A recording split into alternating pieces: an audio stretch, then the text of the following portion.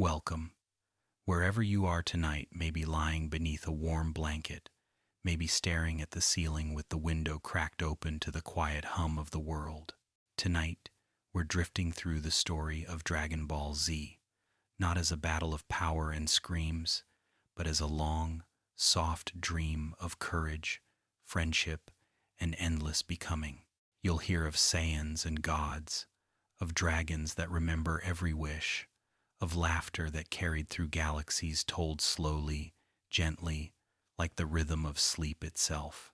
If you haven't yet, press subscribe so you can return whenever the night feels too long, and tell me where you're listening from: the city lights, the countryside stillness, the in-between places. Now, breathe deeply, let the noise fade, and sink into the calm. The stars are waiting, and the story is ready to begin. This is Dragon Ball Z, lore to fall asleep to. Long before there were fighters, before energy took form as strength, there was stillness, an infinite, silent void, stretching beyond comprehension, a place where potential itself seemed to sleep, waiting to dream. From that vast emptiness, the first gods emerged, not as beings of flesh or even of will, but as expressions of balance, creation and destruction, birth and renewal, the endless dance that would shape the cosmos. Among them drifted Zeno, the childlike ruler of all, whose mere presence could erase entire universes with a thought, and yet whose innocence carried a strange peace, as though even ultimate power could find solace in simplicity. Time itself took shape beside them, folding and unfolding in great waves that formed galaxies, and within those galaxies, stars were born, dying and reborn again, making the heavens sparkle with the same rhythm that would one day echo in a warrior's heartbeat. From those first lights, the universe began to hum a song without words, a vibration of energy that flowed through every atom, every flame, every future. That energy, pure and boundless, would one day be named Ki, the essence of life, the invisible thread connecting every being to creation itself. It flowed through gods and mortals alike, shaping destinies long before anyone understood it, making life into motion and motion into meaning.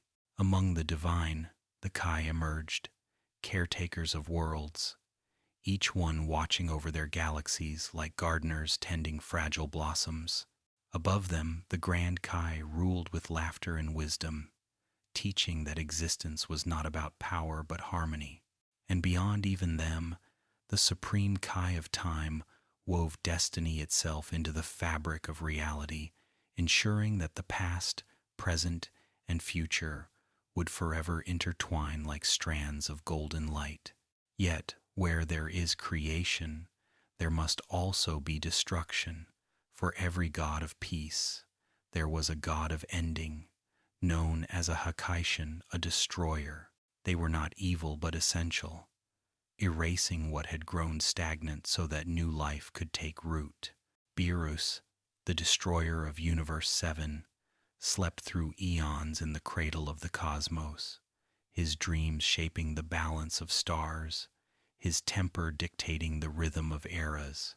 Though he would not awaken for countless millennia, his presence was felt even then, like a storm building beyond the horizon. The angels who attended the gods, beings of perfect calm and infinite knowledge, guided them gently, their eyes reflecting both serenity and sorrow, for they knew that creation and destruction were never enemies, only partners in the same eternal dance. In the vastness of that balance, one world after another took shape. Among them was a small blue planet, insignificant at first glance, spinning quietly at the edge of its galaxy. The gods looked upon it and saw nothing remarkable, only oceans, mountains, and a curious energy that pulsed faintly beneath its surface. But time, patient and kind, knew better, for within that little world's future slept something extraordinary. the heart of a being who would one day remind the universe what strength truly meant. As the galaxies turned, the energy of creation continued to evolve, weaving itself into every living form. Some worlds grew proud and fierce, others gentle and wise. Civilizations rose and vanished, each one leaving echoes in the fabric of the cosmos. Among them were the Saiyans, a race born on the harsh planet of Vegeta, their souls molded by gravity and war, their hearts burning with the instinct to grow stronger. But they were not yet legends, not yet the figures sung about in distant worlds, for before their rise, before their fall, there was only the whisper of destiny and the gods watching in silence as the universe continued to hum its endless song. Ki flowed freely through all of it, forming the unseen bridge between mortals and the divine, a language older than words, older even than light. It was the same energy that would someday flare around a young warrior's body, turning him golden, his eyes clear with purpose. But for now, it slept within stars, within the hearts of creatures who didn't yet know its name, within the slow rhythm of life, finding form again and again. The gods waited, patient as eternity, their gaze turned toward the distant edge of time, where a small blue planet would one day shine brighter than galaxies. And so the universe turned, serene and infinite, a cradle for destinies unborn, making the stage ready for the great story that would follow, a story of fathers and sons, of rivalries that became brotherhoods, of battles that taught peace, and of energy that refused to die, forever circling back to love. Close your eyes, now, and listen to that same hum, the sound of creation still alive in every breath you take, the same sound that echoes through the stars, waiting for the moment when legend first opens its eyes. Tomorrow, the story will continue when light meets pride and the myth of the super. Before we drift deeper into this story, thank you again for joining me tonight on this quiet journey through Dragon Ball Z lore. And if you haven't already, take a moment to subscribe so you can keep exploring these worlds with me whenever you're ready to rest. Tell me, too, where you're listening from tonight. It always feels special to know where these words are reaching. Whether you're in Tokyo or Toronto, alone in your room or driving through the dark with the stars over you, settle in, take a slow breath, and let the sound of this universe open like a dream. Long before anyone shouted the word Super Saiyan, before hair turned gold and power shook the heavens, there were only whispers, old stories traded among warriors on distant planets, tales of a golden figure who appeared when the universe was in peril. His aura brighter than 1,000 suns, his rage pure as the first flame. The legend had no beginning that anyone could name. It drifted through generations like a memory left behind by the stars themselves, growing each time it was told. Some said the first Super Saiyan was not even a man but a force, an eruption of will from the heart of the cosmos, appearing only when balance was lost. Others swore it had been a Saiyan long ago, one who had surpassed mortal limits and vanished before history began, leaving behind only the idea of perfection. On planet Vegeta, the legend was both worshipped and feared. The Saiyans were a proud race, forged by gravity 100 times heavier than Earth's, their bodies carved by survival, and their hearts tempered by battle. Every child was born with strength, every adult lived by conquest. Their world glowed red under a distant sun, its sky streaked with storms that never ceased, as though the planet itself was always remembering its own birth in fire. And among the Saiyans, that legend was not myth but prophecy, a promise that one day a warrior would rise whose power would have no equal, whose anger would tear apart the heavens themselves. They called him the Super Saiyan, and though centuries passed without his coming, the story never died. In the halls of the Saiyan elite, the story was told to inspire and to warn. King Vegeta himself, ruler of their proud race, would sometimes gaze into the endless sky and wonder whether the prophecy was a threat to his throne or a symbol of what his people could become. The Saiyans served under Frieza then, the Emperor of Fear, whose power cast a shadow over thousands of worlds. To him, the legend of the Super Saiyan was not awe but danger, an old superstition that might one day turn into rebellion. And so, when whispers reached him that the Saiyan's power was growing too great, he smiled with that same quiet cruelty that chilled galaxies and began to plan their end. But long before that day of destruction, on the edges of Saiyan history, there lived a warrior named Bardock. He was not a king or a prophet, not a saint or a monster, only a soldier scarred, weary, proud. He and his team traveled the stars, conquering worlds in Frieza's name, believing that survival was all there was. Yet deep inside, something restless stirred. The energy that the Saiyans had always used as weapon began to speak to him in dreams. He saw flashes of a future that made no sense, his home burning, his comrades gone, his child staring up at a sky filled with fire. He woke from those dreams trembling, his fists clenched, his heart echoing with a name he did not yet understand. The legend of the Super Saiyan was awakening in him, not as power yet, but as awareness, the first faint flicker of something that could not be controlled. Bardock began to see the truth of their servitude, how Frieza used them not as warriors but as tools, and as his visions grew stronger, he realized that the end of planet Vegeta was already written. The energy that lived in him, that had lived in all Saiyans since the beginning, had finally remembered itself, whispering that destruction and creation were only different faces of the same fire.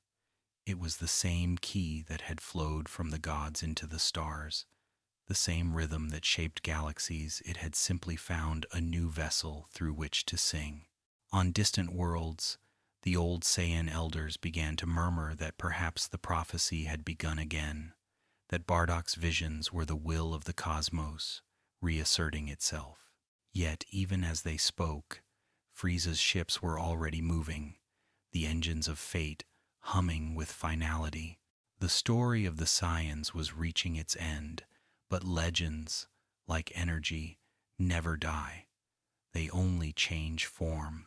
Somewhere far beyond, on a small blue planet spinning in a quiet corner of the galaxy, destiny was already preparing to begin again.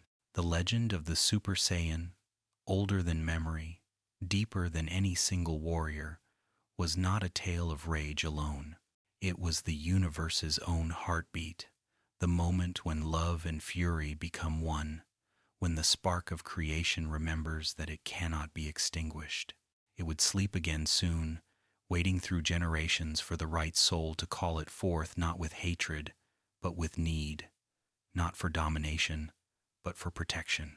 That soul was already on its way, a tiny child born of a warrior who dared to see beyond the horizon, carried through the stars toward a world of blue skies and endless kindness.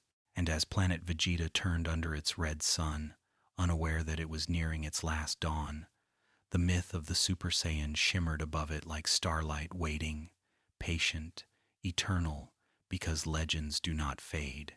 They breathe, they wait, and one day, they wake again. Tomorrow, we'll travel to that distant world where an infant from the stars lands quietly in a cradle of hope, beginning a story that will change the universe forever. Before we begin again, take a slow breath, feel your shoulders loosen, and let yourself sink into the calm that stories bring when the night feels long. If you're here for the first time, I'd love for you to subscribe so you never miss these long, quiet tales that help you drift through the worlds we grew up with. And tell me, where are you listening from tonight? A quiet city apartment? A small town under a sky full of stars? Maybe somewhere in between? I imagine you there, lights low, the hum of the world soft outside your window, and together we travel back across the stars to a planet about to vanish and a child about to begin everything. Planet Vegeta was a world carved from fire and gravity, where storms rolled like oceans and the mountains burned red beneath a restless sky. The Saiyans who lived there did not know gentleness. They knew only strength. Their lives were short and brilliant, like sparks thrown from a forge.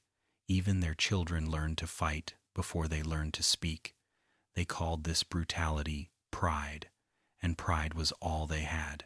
Yet among them, there were a few who still dreamed soldiers who looked up at the stars and wondered whether battle was all there was.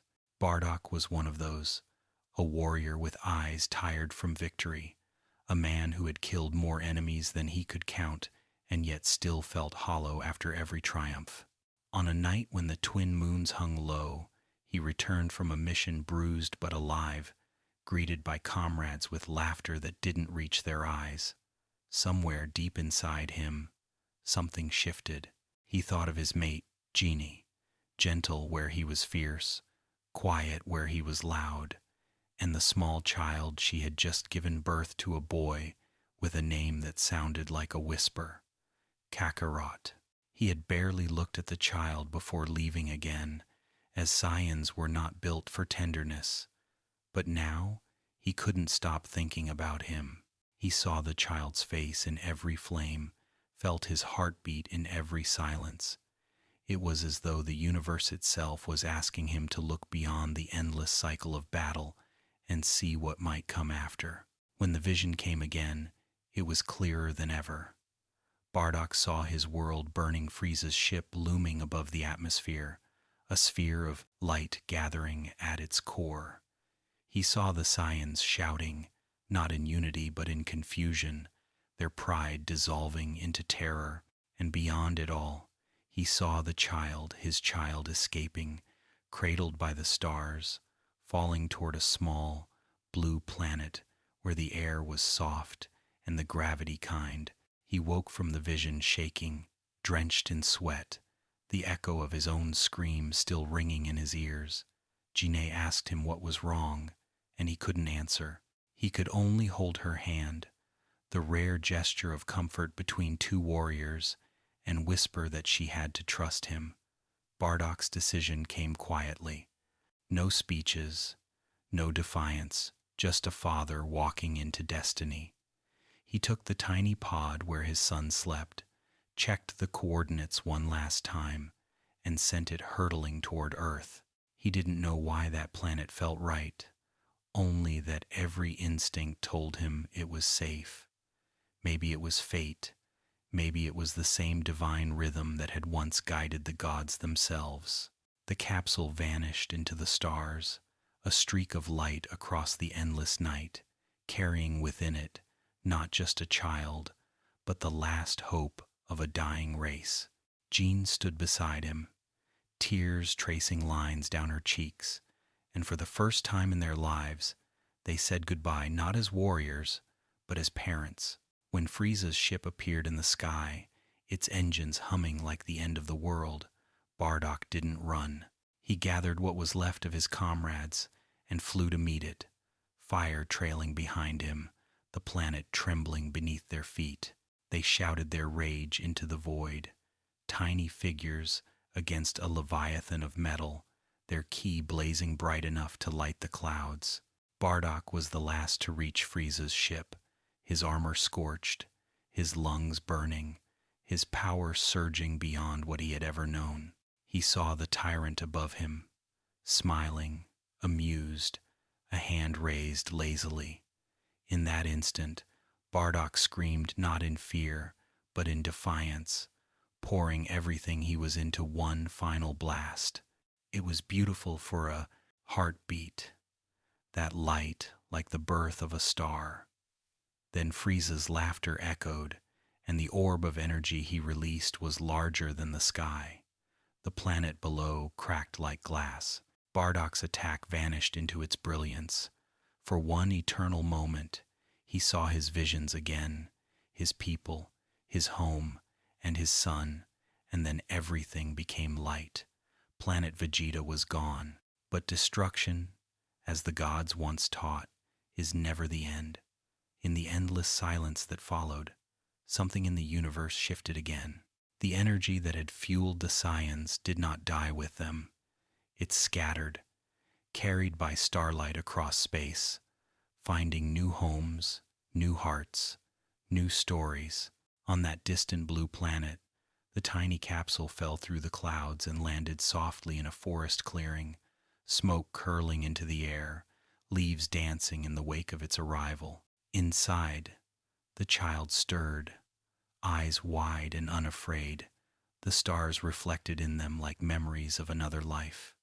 He did not cry.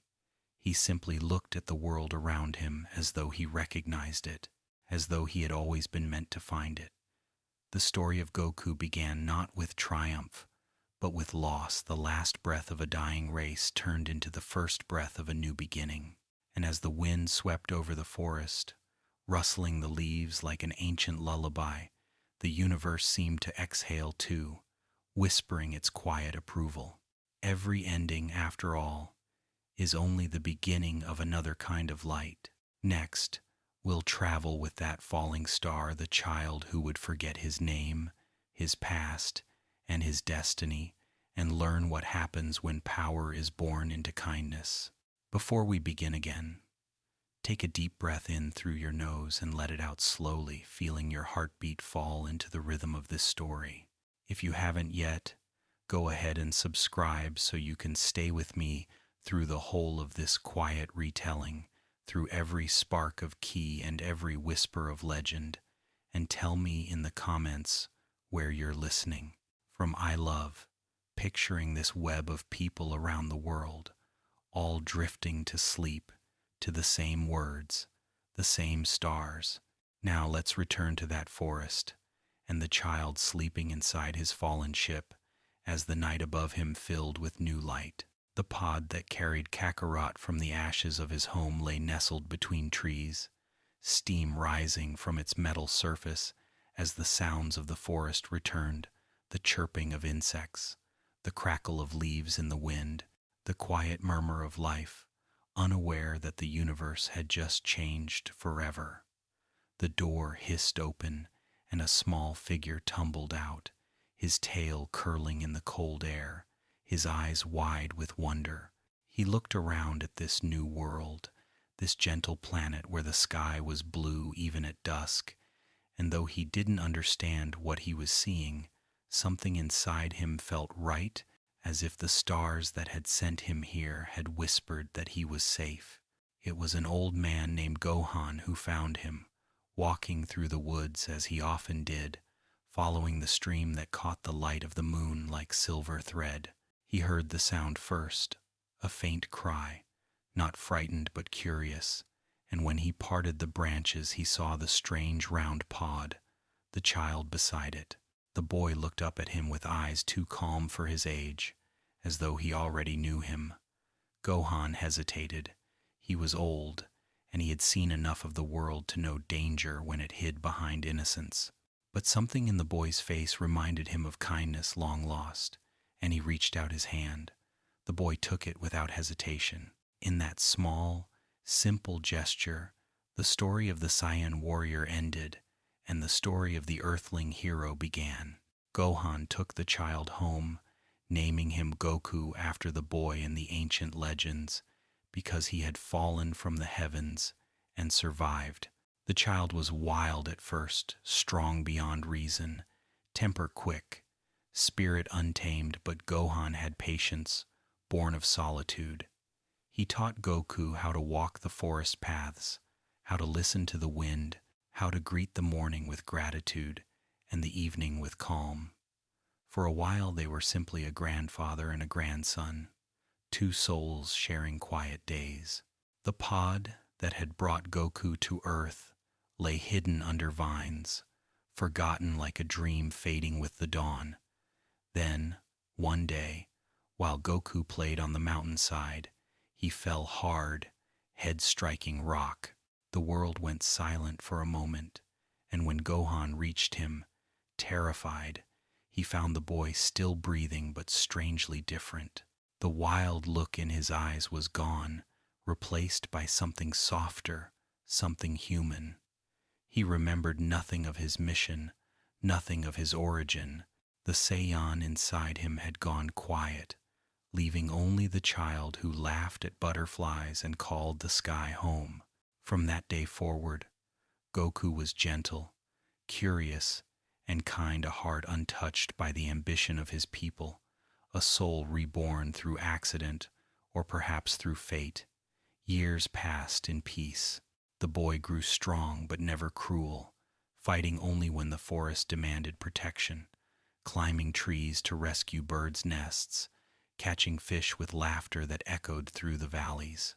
He slept under the stars, believing each one was a friend, and though he knew nothing of gods or destiny, he felt their warmth. The power that slept inside him stirred sometimes, like a heartbeat beneath the calm, but he didn't question it.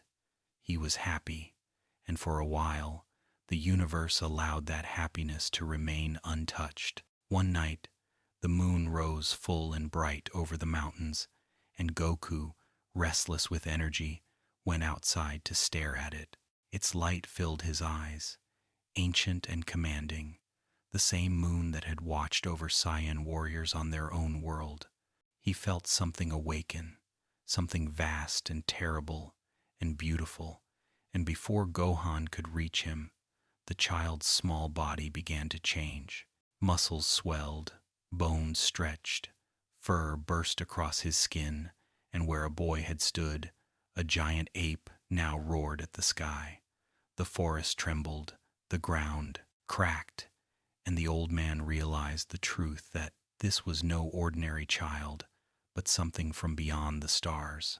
Yet even then, even in that monstrous form, Goku's destruction was not born of malice but of instinct, the echo of a heritage he did not understand. When morning came, the creature was gone, and the boy slept amidst the ruins of what he had built. Gohan, heartbroken but wise, made the choice to cut away the child's tail, freeing him from the curse of his transformation. Goku awoke with no memory of the night, and Gohan told him only that some powers were meant to rest until their time came. And so life went on, calm returning, the mountain once again filled with laughter and the smell of cooking rice, the sky once again bright with sunrise. Years later, when Goku was grown enough to venture into the wider world, he left the forest, carrying his grandfather's teachings in his heart. He didn't yet know that the world awaited him, that friends and rivals, gods and monsters, destinies and battles beyond imagination were waiting to unfold. He only knew that the world was big and beautiful and worth exploring, and somewhere in the stars above him, the gods who had once watched creation itself paused, smiling at the irony that the child destined to shake universes had begun life as a boy who loved the sound of rain on leaves. The Saiyan warrior had been reborn as something entirely new, a protector who would one day remind even the gods what it means to care. The forest whispered farewell as he walked away, the same wind that had once carried his falling pod now carrying his laughter, and far away, unseen but always listening, destiny waited patiently for him to grow strong enough to meet it. Tomorrow, we'll walk with him into that wider world, to the day when another visitor from the stars arrives to remind him of the name he had forgotten and the blood he never knew he carried. Before we continue, let yourself slow down, exhale all the noise, all of your day, feel the air leave your lungs, then take in another slow breath. These stories are meant to flow around you like water, to hold you until you drift. If you're new here, Go ahead and subscribe so you can keep following these long journeys through the worlds that shaped our imaginations. And tell me, where are you tonight? Are you listening from a darkened room, from a couch by a window where the city hums below, or somewhere quieter, where the air smells like trees? Wherever you are, this part of the story is for you. Years passed like soft rain over the mountains. Goku grew from boy to young man, still barefoot, still carrying the same open smile that made even strangers feel safe. He knew nothing of his past, nothing of the world beyond his hills, until one morning when the forest light seemed different, as though the sun itself was holding its breath. He was chopping wood when the air shimmered, and a voice called his name, not Goku but Kakarot. He turned, confused, and standing before him was a figure that looked like him, and yet not at all like him. Taller, harsher, his armor gleaming like the shell of a predator. This was Raditz, a name Goku had never heard, a brother he had never imagined. Raditz looked upon his lost sibling with disbelief, seeing the gentle earthling where a warrior should have stood. He spoke of their race, of their father Bardock, of a planet that no longer existed. He told him of the Saiyan's purpose to conquer, to destroy, to live by battle alone. And then he told him what had become of their world, how Frieza had wiped it away, how they were the last of their kind. The words fell over Goku like ash. He did not understand them, did not want to. The life Raditz described sounded like a nightmare, one that belonged to someone else. But Raditz had come for more than reunion. He demanded that Goku join him, that he remember what he truly was. When Goku refused, the sky itself seemed to darken, the air thick with bios, energy. In a blur of motion, Raditz struck, taking Goku's son Gohan and vanishing into the distance. The piece of earth, so long preserved, shattered like glass. For the first time since his birth, Goku felt a fear that reached beyond himself. The strength he had always used to protect now had meaning beyond the forest. There was someone who needed him. The warrior within him stirred again, not with the cold fury of his ancestors, but with love. He sought help from the only being who could understand the scale of what he faced.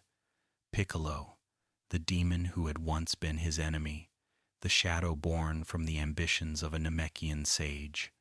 Piccolo, too, had watched the skies tremble and knew that the threat was beyond anything this planet had faced.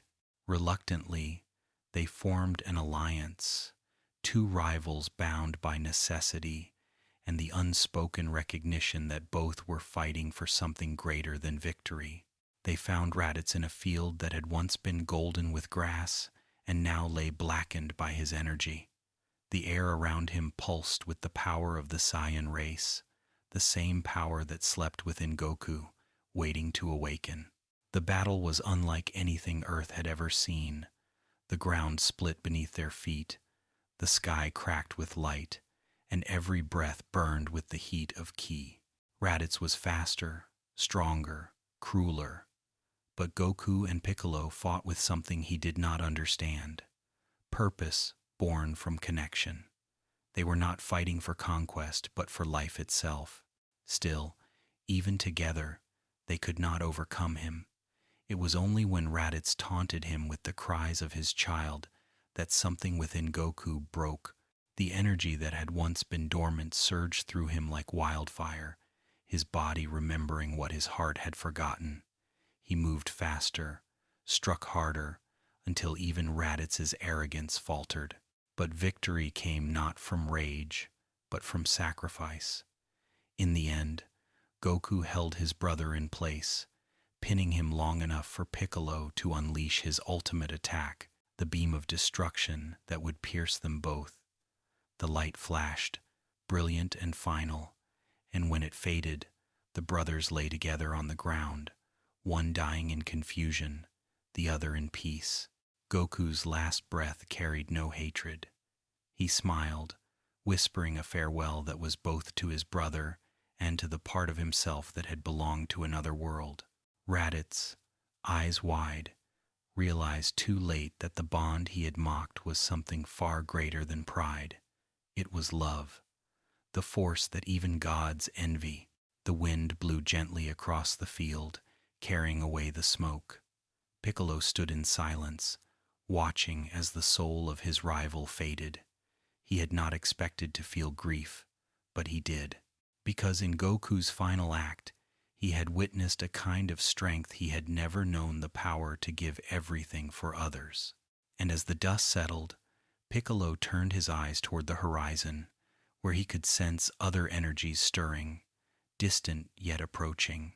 The death of one Saiyan had not ended the story. It had begun a new one. Far away, on worlds of metal and fire, two figures heard Raditz's final transmission. Vegeta, the proud prince of the Saiyan race, and Nappa, his hulking comrade. They learned of the Dragon Balls, the orbs that could grant any wish, and in them they saw immortality. Their laughter shook the stars, their ships already turning toward the small blue planet that had stolen their attention. The gods above watched again, silent but not indifferent, as destiny set another wheel in motion. On Earth, Goku's spirit traveled beyond the living world, guided by King Yema to the path of the afterlife, where he would train under beings who watched eternity unfold like seasons. The boy he left behind, Gohan, would soon begin his own journey under Piccolo's reluctant care. The cycle of teacher and student, of rival and ally, continued as it always had. And though the earth was quiet again for the moment, the air still hummed with potential, the promise of greater battles, deeper lessons, and power that would shake the very heavens. The warrior from the stars had died, but only so he could learn what it meant to live. The Saiyan saga had just begun, and the wind that moved across the planet carried both warning and wonder. For every death in the Dragon Ball universe is never an ending, only the beginning of another awakening. Next time, we'll follow the ripple of that sacrifice into the heavens, to the world of King Kai, where Goku trains beyond the limits of mortality itself, while on Earth, those he left behind. Before we dive into the next chapter of this long, glowing dream, take another deep breath for me and slowly hold it, then let it go, letting your body loosen a little more. These stories are meant to wash over you, to move like quiet water around the edges of thought, until all that's left is calm. If you haven't yet, press subscribe so you can come back whenever you need to slow down and drift through the worlds we grew up with. And tell me where you're listening from tonight: the north where the air is cold, the south where the nights hum with insects, or somewhere in between. Wherever you are, this story is reaching you now. After the light of Piccolo's attack faded and the dust of battle settled into the soil, Goku's body lay still, but his spirit did not rest. The afterlife was not silence. It was motion, a landscape that shimmered with the energy of those who had crossed from life into eternity. The road that stretched before him was golden and endless, known as Snake Way, winding through the clouds for what seemed like forever, leading to the realm of a being called King Kai. The wind here did not smell of earth but of memory, and as he stepped onto that road, Goku looked back once, seeing Earth as a blue jewel far below, and he smiled. He had died before, in smaller ways, in every sacrifice, in every goodbye, but this time he was free to keep learning. He began to run. The journey along Snake Way was long and strange, full of quiet stretches where time felt as though it had stopped. There were places where the clouds turned silver and whispered to him, places where he could almost hear the laughter of the friends he had left behind. He grew stronger with each step, his mind clearer, his heart lighter. Even in death, he could not stop training, could not stop pushing forward. It was his nature to move toward light, to find joy in effort. And far ahead, beyond that endless road, King Kai watched him approach, amused by his determination, already knowing that this mortal would one day surpass gods themselves. Meanwhile, on Earth, the world he had protected began to change. Piccolo kept his promise and took Gohan into the wilderness, the child still trembling from the loss of his father. At first, Gohan cried each night, calling for the man who would never come. But as the days passed, something in him shifted. The same power that had erupted during the battle against Raditz began to hum softly within him. Piccolo saw it, recognized it, and though his words were harsh, his care was real. He taught the boy how to survive, how to listen to the world around him, how to turn fear into focus. The demon who had once sworn to destroy Goku now became the guardian of his son, and though neither of them spoke of love, it grew quietly between them like sunlight through the cracks of stone. Elsewhere, the friends Goku had left behind gathered to train, guided by Kami and Mr. Popo on the lookout above the clouds. Krillin, Tien, Yamcha, Chiaotzu, and the others pushed themselves beyond exhaustion, knowing that the Saiyans approaching Earth were far beyond anything they had faced before.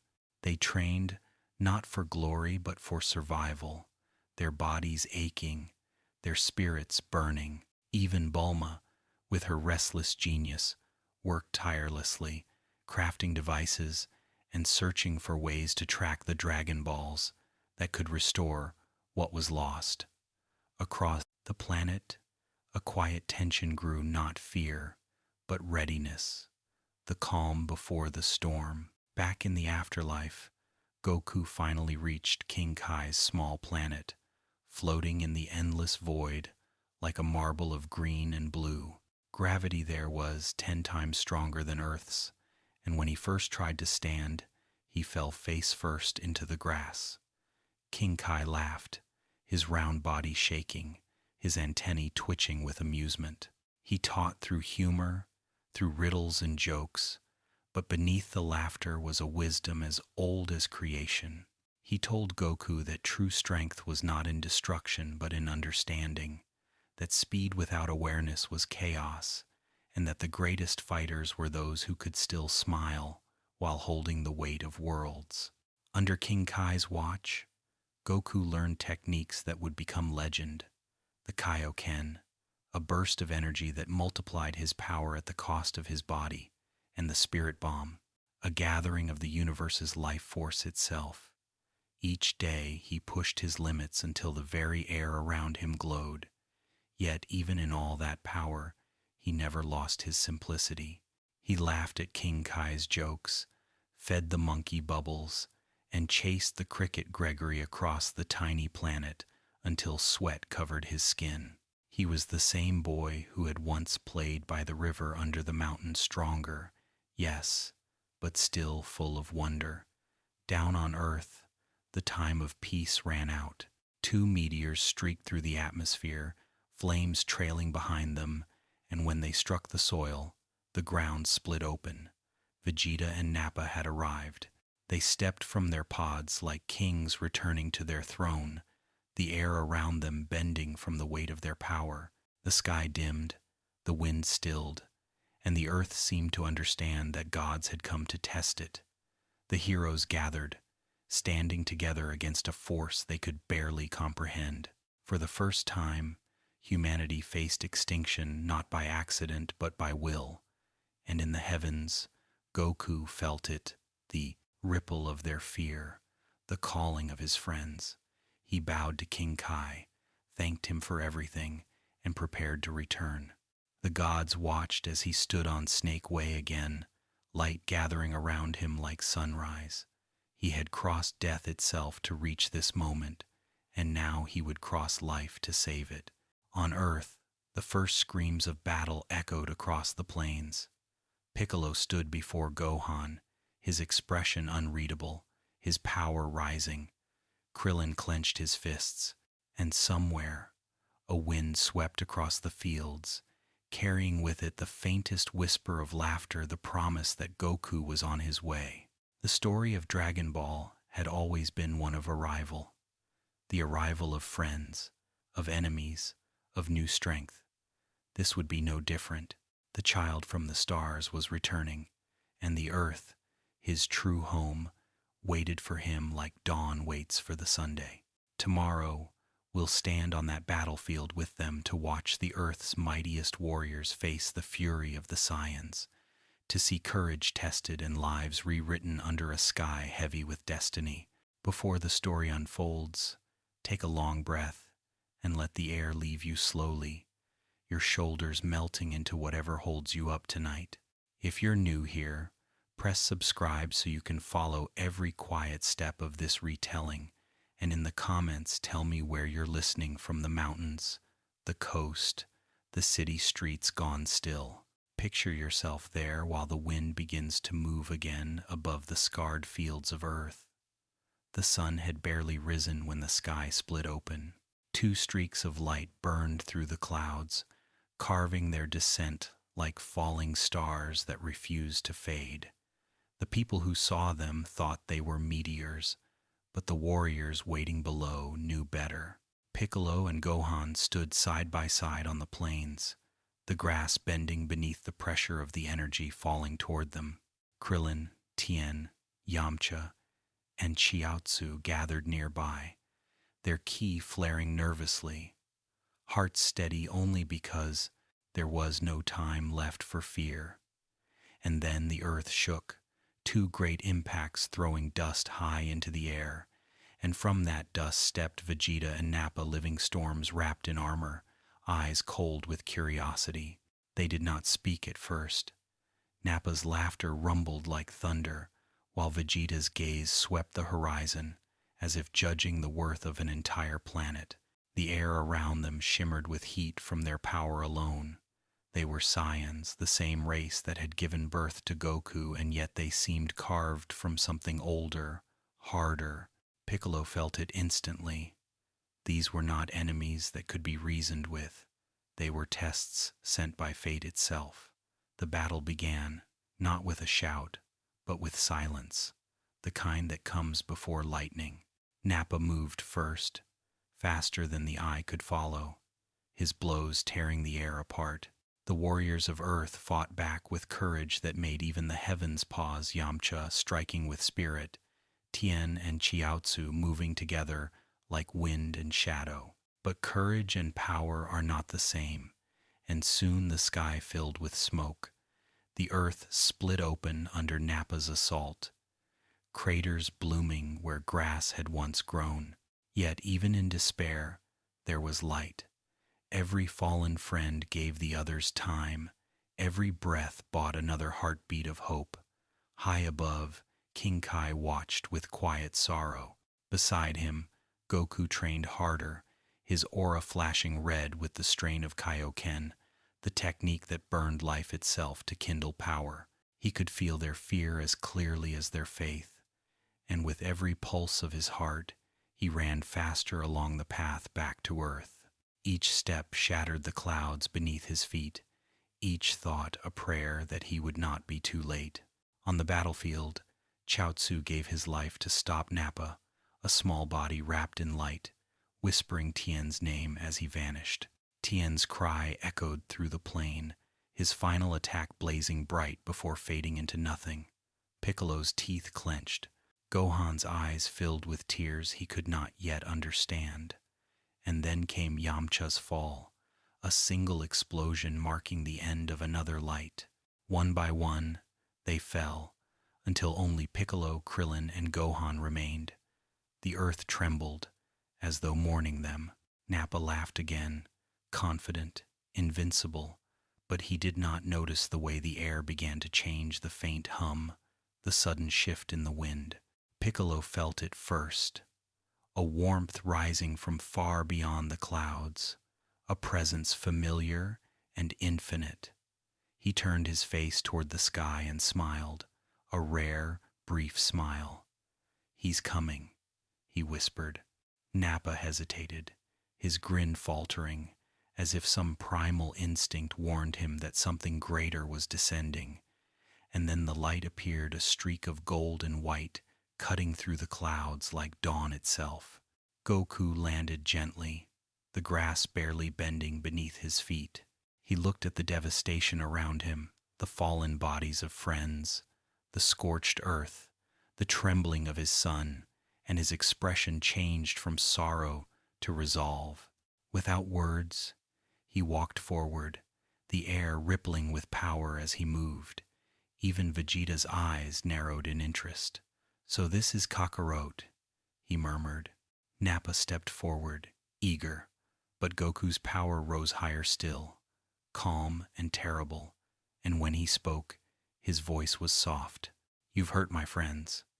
The fight that followed was not a clash of equals. It was a revelation. Goku's Kaioken burst around him in red fire, his speed turning to blur, his strikes landing before sound could follow. Nappa, once unstoppable, stumbled, roared, fell. The earth cracked beneath their feet. The sky flashed with each blow. When it ended, Nappa lay defeated, broken not by cruelty but by justice. Vegeta looked down at his fallen comrade without pity, raised a hand, and ended his life in silence. For the Prince of Saiyans, weakness, even loyal weakness, was unforgivable. Then his eyes met Goku's, and for the first time in his life, he smiled. "At last," he said quietly, "a worthy opponent." Around them, the wind stilled, the world holding its breath as two destinies collided. The earth had never seen power like theirs, and perhaps never would again. Far away, the gods leaned closer, and even the stars seemed to flicker in anticipation. The child from the stars and the prince of a dead world faced each other beneath a broken sky, and between them hung the question the universe had been asking since the beginning. Could strength and compassion ever be the same thing? Before we step into this part of the tale, take another breath slow, deep, and easy, and let it go like you're releasing the whole day. If you haven't yet, remember to subscribe so you don't lose your place in this story. And tell me where you are tonight, maybe somewhere quiet, maybe somewhere with rain tapping on the window, maybe the desert wind outside. Picture yourself there, small light, vast sky, listening while two warriors stand under that same sky, the air between them alive with power. The field that had once been green was now a wasteland of craters and smoke. Goku stood with his eyes half closed, breathing slowly, the heat of battle still rolling off his skin. Across from him, Vegeta hovered in the air, his armor cracked, his pride untouched. The two Saiyans, one raised by peace, the other by conquest, faced each other not as strangers but as mirrors, each recognizing something familiar in the other. The wind whispered through the shattered plains, carrying the smell of dust and ozone, and in that stillness the universe seemed to hold its breath. When they moved, it was like the air itself split apart. Vegeta struck first, his blows sharp as blades, each one meant to test, to measure, to dominate. Goku met them with calm precision, blocking, countering, his Kaioken aura flickering like red fire around him. The ground trembled with every impact, waves of force rippling outward until the mountains in the distance began to crumble. For a moment they vanished, moving faster than sight, their voices echoing through the air like thunder. Then they reappeared, colliding with a shock wave that turned the clouds to vapor. Vegeta laughed a sound both savage and joyous. It had been so long since he had met anyone who could stand against him, anyone who could make his blood race. "You're not like the rest of them," he said, his voice low but trembling with excitement. "You could have been one of us. You could have ruled worlds." Goku shook his head, the red light of Kaioken still burning around him. "Maybe," he said quietly, But I don't want to rule anything. I just want to protect. The simplicity of that answer enraged Vegeta because it carried a strength he could not understand, the strength of purpose without ambition, power without cruelty. He roared, his aura flaring golden white, and raised his hands to the sky. The air began to swirl, gathering energy into a sphere bright enough to blind. "If you won't join me," he shouted, "then you'll die with this planet." The Gallic gun formed between his palms, a beam of condensed fury, the culmination of every victory and every loss his people had ever known. Across from him, Goku planted his feet, cupping his hands together, the ancient syllables forming softly on his lips. Ka, mi, ha, mi, ha. Two energies, two philosophies, two hearts collided as they released their attacks, the beams meeting in the space between them with a sound like the birth of a star. The world vanished in light. The beams fought for dominance, twisting, screaming, the air around them torn apart by raw force. Goku pushed harder, his muscles trembling, his breath ragged. Vegeta's laughter became a growl, his pride refusing to break. The balance tipped back and forth, each surge of energy carving new scars into the earth. Then, as Goku called on Kaioken once more, tripling his power, the tide turned. The wave of blue overwhelmed the violet light, swallowed it, and rushed forward, striking Vegeta and carrying him high into the sky before exploding in a burst of light that illuminated half the planet. When the glow faded, Vegeta was gone. For a moment, silence returned, but it was not the peace of victory, only the stillness before another storm. Far above, Vegeta hovered, battered but unbroken. His rage burned hotter than any Sunday. He would not be defeated by a low-class warrior, not by someone who had forgotten his birthright. His hand reached for the sky again, and this time his voice was calm, almost reverent. "If I can't beat you as a man," he said, "then I'll crush you as a monster." And with that, he called upon the ancient power of his people, the transformation of the Oozaru, the great ape that had once ruled the night on planet Vegeta. Artificial moonlight flared across the dark sky, his tail absorbing it greedily, and in moments his body began to swell, bones cracking, muscles twisting, until the warrior was replaced by a titan of fur and fury. The Oozaru roared, its sound shaking the atmosphere itself, and for the first time, Goku felt something like despair. But even that feeling did not last. He wiped the blood from his face, steadied his breathing, and smiled. The stronger the challenge, the brighter his resolve. It was not pride, but faith, faith that no power born from hatred could outlast the strength born from love. The battle that followed was chaos turned into motion. Each step of the Oozaru crushed mountains. Each swing of its arm split the air like thunder. Goku used every technique he had learned, Kaioken, Kamehameha, even the beginnings of the Spirit Bomb, but still Vegeta advanced. Relentless, colossal, the night became a storm of light and shadow, the moon shining above a world on the edge of ruin, and just when it seemed that all would be lost, help arrived. Krillin, Gohan, guided by the faint signal of Goku's fading energy, and Yajirobe, trembling but brave.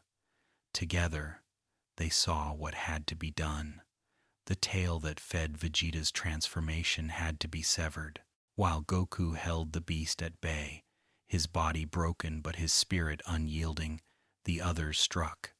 Yajirobe's sword flashed once, clean and true, and the tail fell away. The light of the false moon faded, and Vegeta's monstrous form shrank back into the battered Prince of Saiyans. He collapsed, panting, his armor shattered, his pride bleeding but not dead. He looked up at Goku, lying motionless in the crater below, and for the first time in his life felt something close to respect, or perhaps confusion, at the mercy that followed. Krillin raised his blade to end it, but Goku, barely conscious, whispered that they should let him live. "He'll come back," Krillin said. "I know," Goku answered, "but maybe next time it'll be different." Vegeta's ship rose into the dawn sky, leaving behind a world half destroyed but alive. The battle was over, but the story was not. In the quiet that followed, the earth healed, slowly, tenderly. The warriors who survived watched the horizon, already sensing that this was only the beginning, that somewhere in the vastness of space, destiny was gathering again.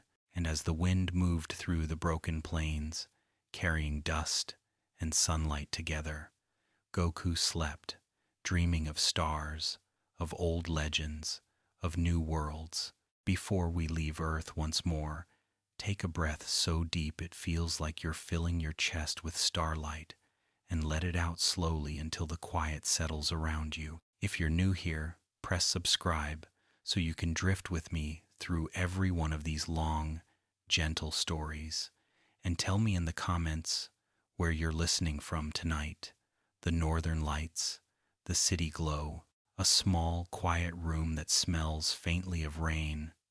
Wherever you are, we're under the same sky that Goku once looked up to, dreaming of worlds beyond his own.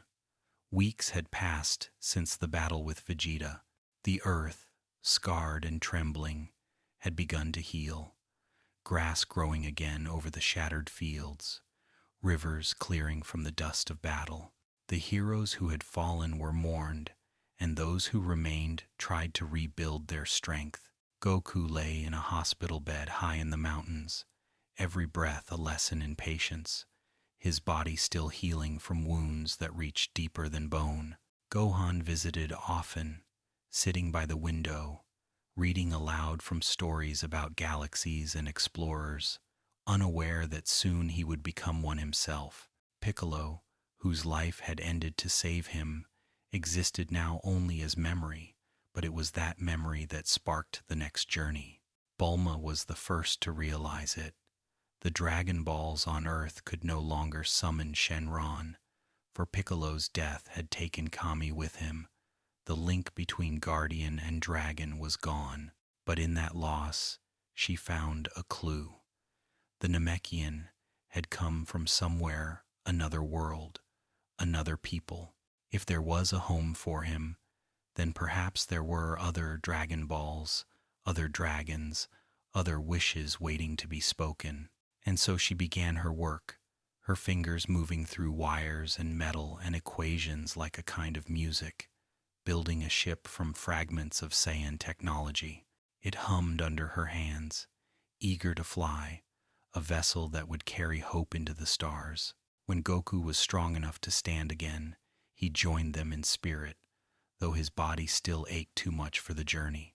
So it was Gohan, Krillin, and Bulma who climbed aboard that ship, their hearts beating fast, the blue of Earth falling away beneath them. For the first time, humanity left its cradle not to conquer, but to heal. The ship cut through the darkness of space, stars sliding by like sparks on black water. Gohan pressed his face to the window, wide-eyed, whispering questions that no one could answer. Bulma adjusted the course, her mind racing with thoughts of alien worlds.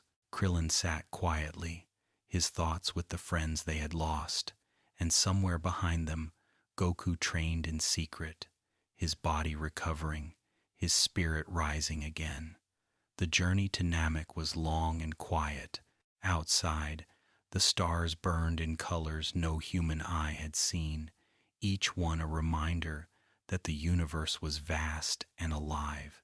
Inside the ship, time passed softly, meals shared, laughter exchanged, moments of silence where each of them wondered whether they would ever see home again. Yet, beneath that uncertainty, There was something unshakable, the same determination that had carried Goku through every trial now pulsing in his son's heart. It was the rhythm of the Saiyan spirit, gentle and fierce, endlessly curious. When at last the blue-green world of Namek appeared ahead, it looked almost peaceful. Oceans reflecting emerald skies, islands scattered like jewels across a cosmic sea.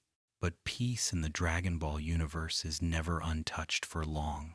As they descended through the atmosphere, they felt the presence of other energies, strong and cruel, moving across the planet like shadows over sunlight. Frieza had arrived, the Emperor of the universe, whose name was whispered in fear from one end of the galaxy to the other, had come seeking the same wish-granting spheres, not for resurrection or healing, but for immortality. On Namek's surface, the small band of travelers hid among cliffs and craters, watching as Frieza's soldiers marched through villages, demanding the Dragon Balls from the gentle Namekians who had tended them for centuries. Gohan's fists clenched, the same fire that had burned in his father awakening in him. Krillin placed a hand on his shoulder, reminding him that survival came first. They watched the destruction, helpless, but not hopeless. They would find the remaining Dragon Balls, they would restore their friends, and somehow they would stop Frieza. Back on Earth, Goku trained aboard his own ship, the gravity inside set to 100 times that of his home planet. Every movement was agony, every breath a battle, but his smile never faded. Sweat dripped like rain, muscles screamed, bones cracked, and still he pushed on. In the silence of space, surrounded by stars, he whispered to himself that he would reach them in time, that his friends would hold on until he arrived. The stars seemed to listen. On Namek, Gohan and Krillin found allies: Dende, the child of the planet, whose heart was pure and eyes full of wisdom, and Vegeta, who had followed Frieza to Namek not to serve but to betray. The prince's pride had changed since Earth. He still spoke with arrogance, still fought for dominance, but somewhere deep inside, something else had begun to stir: a doubt, a memory of mercy. He fought now not for empire, but for freedom, though he would never admit it aloud. The days on Namek bled together, each one filled with narrow escapes, battles against soldiers born of steel and cruelty, and the gathering of the Dragon Balls, glowing softly in the alien night. The planet itself seemed alive, watching, its oceans reflecting not only light but fate. Above them, Frieza's laughter echoed through the sky, a sound that promised annihilation. But beneath that sound, there was another rhythm, the steady heartbeat of those who refused to give up, who believed that even in the darkest corners of the universe, light could still find a way to burn. And as Goku's ship streaked through space, nearing the green horizon of Namek, the gods who had once watched creation itself turned their eyes toward this small world again. They knew what was coming: the clash between mortality and divinity, between tyranny and hope. The quiet before the storm was ending. Before we begin, take one long, quiet breath and let it go slowly through your teeth until the air leaves you soft and light. If you haven't yet, press subscribe so you can stay with me through this whole long, drifting, retelling, and in the comments tell me where you're listening from. Maybe a city with the hum of cars outside your window, maybe a country night full of crickets, maybe somewhere in between. However far apart we are, we're under the same stars the Saiyans once crossed to find meaning in their own hearts. The sky over Namek was never still. It shimmered between green and gold, as though the planet itself was alive with energy older than the gods. Beneath that restless sky, Vegeta stood on a cliff overlooking a valley scarred by battle, his breath heavy, his armor cracked, his pride intact. He had fought Frieza's soldiers for days now, Zarbon, Dodoria, each one stronger than the last, and though his body bore the marks of those struggles, his power had only grown. There was something almost divine in his defiance, a flame that refused to go out no matter how many times the universe tried to smother it.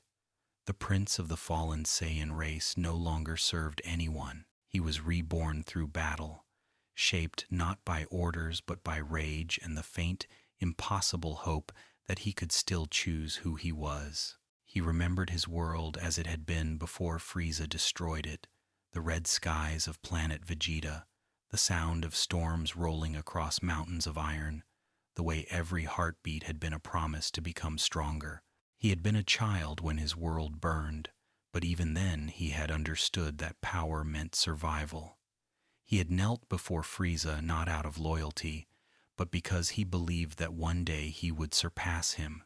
Yet the years had stretched long, the wars endless, and even Vegeta's arrogance had begun to feel like a cage. But on this green world, under this alien sky, something inside him was stirring again. Not hope exactly, but a kind of clarity. He would kill Frieza not just for vengeance, but to prove that fate could be rewritten, that no destiny was final. Each battle on Namek tested him in new ways. When Zarbon's beauty turned to monstrous strength and crushed him into the ground, he had felt the edge of death and smiled at it, because Saiyan blood carries a strange blessing. The closer they come to dying, the stronger they become when they rise again. And rise again he did. Every defeat became rebirth, every scar a new kind of armor. When he looked at his reflection in the still pools of Namek, he saw not the prince he had been, but the warrior he was becoming. Power hummed in his veins, quiet but unstoppable, and the universe itself seemed to lean closer, curious. Yet Vegeta's awakening was not only in strength, it was in the small cracks forming in his pride. He began to notice the boy, Gohan, and the human, Krillin, fragile, yes, but unyielding. They had fought beside him not because of power but because of belief, and though he mocked them, a part of him admired their courage. When he spared them, it was not mercy. He told himself only strategy, but in the silence that followed each battle, he found himself wondering why their lives mattered to him at all. The Saiyan within him was supposed to care only for conquest, yet he could not deny that fighting alongside them filled a loneliness he had never dared to name. Meanwhile, above the planet's swirling clouds, Goku's ship drew closer, the stars streaking past in lines of white light. His body had grown heavier, his muscles denser, his spirit fiercer. He could feel the energy of his friends from across the void, their struggles, their fear, their will to endure, and it pushed him further, past pain, past exhaustion, into something new. The universe itself seemed to tremble in anticipation of his arrival, as though sensing that the balance was about to shift. On Namek, Frieza's patience thinned. He had collected almost all of the Dragon Balls, their glow reflecting in his red eyes as he imagined himself immortal, untouchable, eternal. But there was still resistance, small, stubborn, and infuriating. Vegeta had become a problem too, powerful to dismiss, too proud to destroy easily. So he sent the Ginyu Force, his elite warriors, each one a monster in a dancer's pose, their laughter echoing across the planet like thunder disguised as song. Vegeta felt their arrival before he saw them, 5 lights falling from the sky, each carrying power that could crush mountains.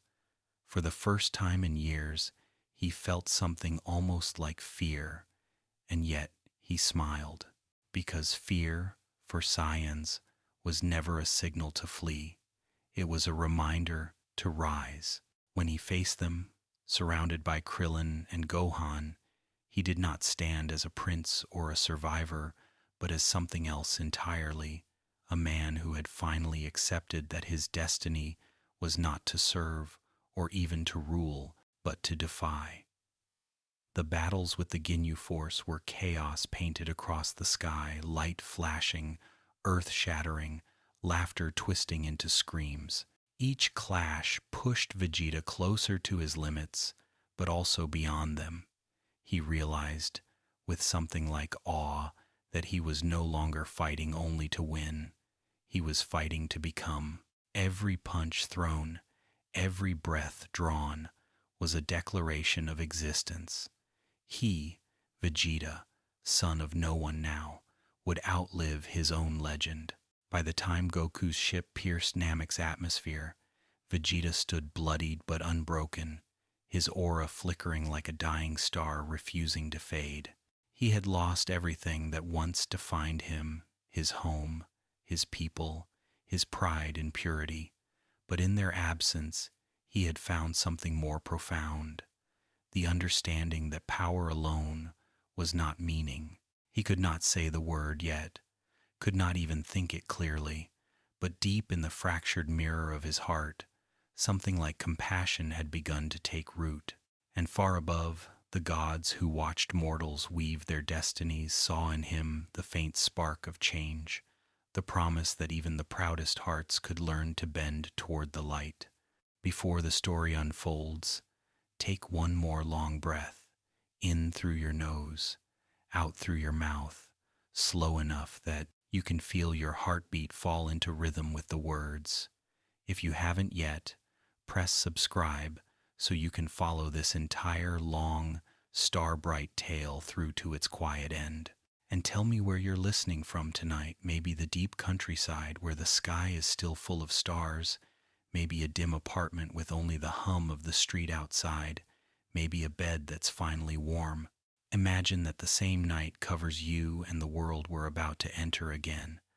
High above the green fields of Namek, a ship hovered like a wound in the sky, vast, cold, perfect. Inside, corridors of metal stretched endlessly, lit by white lights that made everything look sterile and eternal. At its heart sat Frieza, the Emperor of Fear, his throne carved from obsidian alloy, his fingers resting lightly on the armrest, as though the entire galaxy were simply another toy to turn in his hand. Around him, servants moved in silence, afraid even to breathe too loudly, because his moods could shift faster than lightning, and when they did, worlds died. He had built his empire on obedience and terror. Whole planets bowed before his name.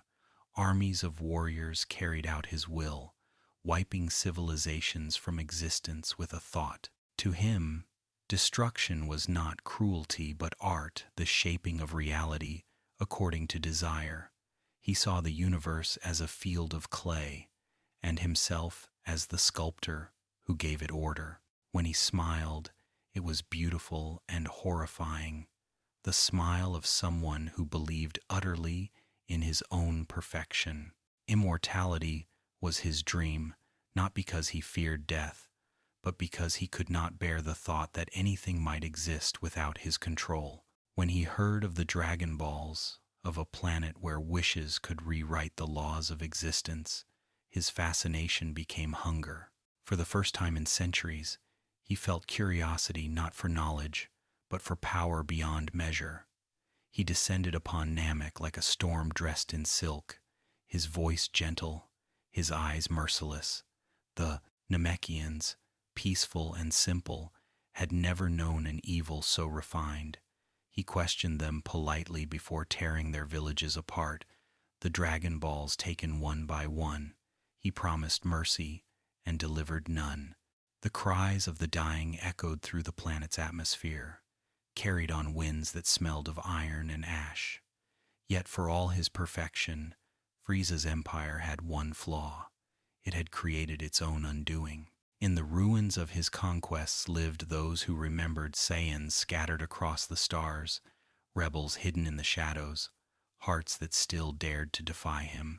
And now, on this small green world, that defiance had gathered into something more than rebellion, Vegeta, once his servant, now fought against him. Goku, the child of a man Frieza had murdered, was racing through space to meet him, and even the fragile humans who stood on Namek's soil refused to kneel. The Emperor of Fear was being surrounded by courage he could not comprehend. Inside his ship, Frieza listened to reports from his generals, their voices shaking as they spoke of losses, of interference, of unexpected resistance. He smiled thinly, the way a cat might when a mouse dares to bare its teeth. "How amusing," he said softly, his tone colder than vacuum. "Perhaps it's time I handle things myself." And with that, he rose from his throne, stretching lazily, his tail curling behind him like a whisper of death. His power was contained, refined the calm surface of an ocean whose depths were unknowable. When he stepped into the light of Namek's sun, the air around him shimmered, as though the planet itself recoiled from his presence. Meanwhile, on the surface, Gohan and Krillin moved through the canyons with Dende, carrying one of the Dragon Balls between them. The sphere glowed softly, its 7 stars burning like captured suns. They could feel the planet's heartbeat beneath their feet, the pulse of a world trying to protect its children. Above them, Vegeta watched from a distance, his pride still his armor, though even he felt the shadow that was descending. The sky darkened, clouds swirling into spirals that glowed faintly purple, the herald of Frieza's approach. When Frieza arrived, the light seemed to bend around him.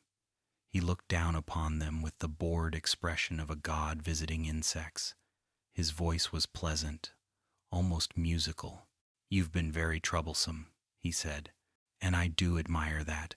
Courage is so rare among mortals, but it is, unfortunately, useless." He raised a single finger, and the air crackled with energy. The blast that followed turned the ground to glass. The shock wave carried across miles, scattering dust into the upper atmosphere. Yet, even as the smoke rose, the survivors stood again, trembling, bleeding, but unbroken. Vegeta appeared between Frieza and the others, his armor blackened, his eyes burning with something beyond fury. "You've taken everything from me," he said quietly. "Now I'll take you." Frieza laughed, genuinely amused. "You?" he said. "You're brave. I like that. It will make watching you die entertaining." The battle began as a symphony of destruction, mountains splitting, oceans rising, the planet itself crying out under the strain. Frieza fought with the grace of a dancer and the cruelty of a demon. Vegeta met him blow for blow, every strike fueled by years of rage, but Frieza was only playing. His power seemed infinite, his speed effortless. When he grew bored, he transformed, his body shifting into a new form, sleek and terrible, his aura cold as the space between galaxies. Each transformation was a revelation of how far beyond mortal comprehension he truly was. Even so, Vegeta refused to kneel. Each time Frieza struck him down, he rose again. His words, between breaths, were no longer threats, but prayers whispered to his own pride. "I will not die for you again." And though he did not know it, somewhere far above the planet, Goku's ship was entering orbit, its engines glowing softly in the night. Help was coming, drawn by destiny, carried by the same light that once fell on a small boy's cradle in a forest on Earth. The Emperor of Fear would soon meet the Heart of Hope, and in that collision, the universe would remember how fragile tyranny truly is. Before you settle into this next chapter, take a long, easy breath in until your lungs fill with stillness, and out until the sound of your day fades away. If you haven't yet, press subscribe so you can drift with me all the way through this quiet retelling, and tell me where you are tonight. A train car, half asleep, a room lit only by your phone's glow, maybe outside, where the cold air moves soft across your face. Wherever you are, the same stars that hang over you once hung above a dying world called Namek, and under those stars, a legend was waking. When Goku's ship finally entered the atmosphere, streaking through the green sky, the planet itself seemed to sigh in relief. On the surface, chaos reigned, mountains shattered, oceans boiled, and the light of Frieza's power burned holes through the clouds. Vegeta lay on one knee, blood running down his face, his breath ragged but defiant. Frieza stood before him, amused, as though swatting at a stubborn flame that refused to die. "You talk too much," he said, his tone as calm as the vacuum between stars. His finger twitched, and another beam of light tore through the air. When it struck, Vegeta fell. It was at that exact moment that Goku arrived. His descent cracked the ground, dust curling around his feet as he looked up and saw the Emperor of Fear for the first time. The air between them was still, too still, like the pause before thunder. Behind him, Krillin and Gohan stood trembling, the wind from his landing still swirling around them. Goku's eyes moved to Vegeta, who looked up with the faintest smile, a mix of relief and resentment. "So you've come," he whispered. His voice was thin, his pride fraying at the edges. "You're the one the legends spoke of." Goku knelt beside him, confusion in his face. "Vegeta, don't talk, we'll get you out of here." But Vegeta shook his head. "No, this is how it ends for me. You don't understand. Frieza, he destroyed our planet, our people. He feared the Super Saiyan. He thought if he killed us all, the legend would die with us." He coughed, blood on his lips. "Don't let it end him, for all of us." His breath hitched, his eyes dimmed, and for the first time in his life, Vegeta wept, not from fear, but from the weight of everything he had carried, the loss, the pride, the endless loneliness. Goku lowered his head, and when he rose again, something in his face had changed. The calm that had always been his strength turned into something sharper. "I'll do it," he said softly. "Not for revenge, for everyone you destroyed." Frieza laughed. "You Saiyans never learn," he said, lifting a hand. "You're all the same, proud, delusional, doomed." The battle began, and the world trembled. Goku moved like lightning given flesh, his aura glowing red with Kaioken's fire. He struck with precision, every blow echoing with the memory of those who had fallen. But Frieza was faster still.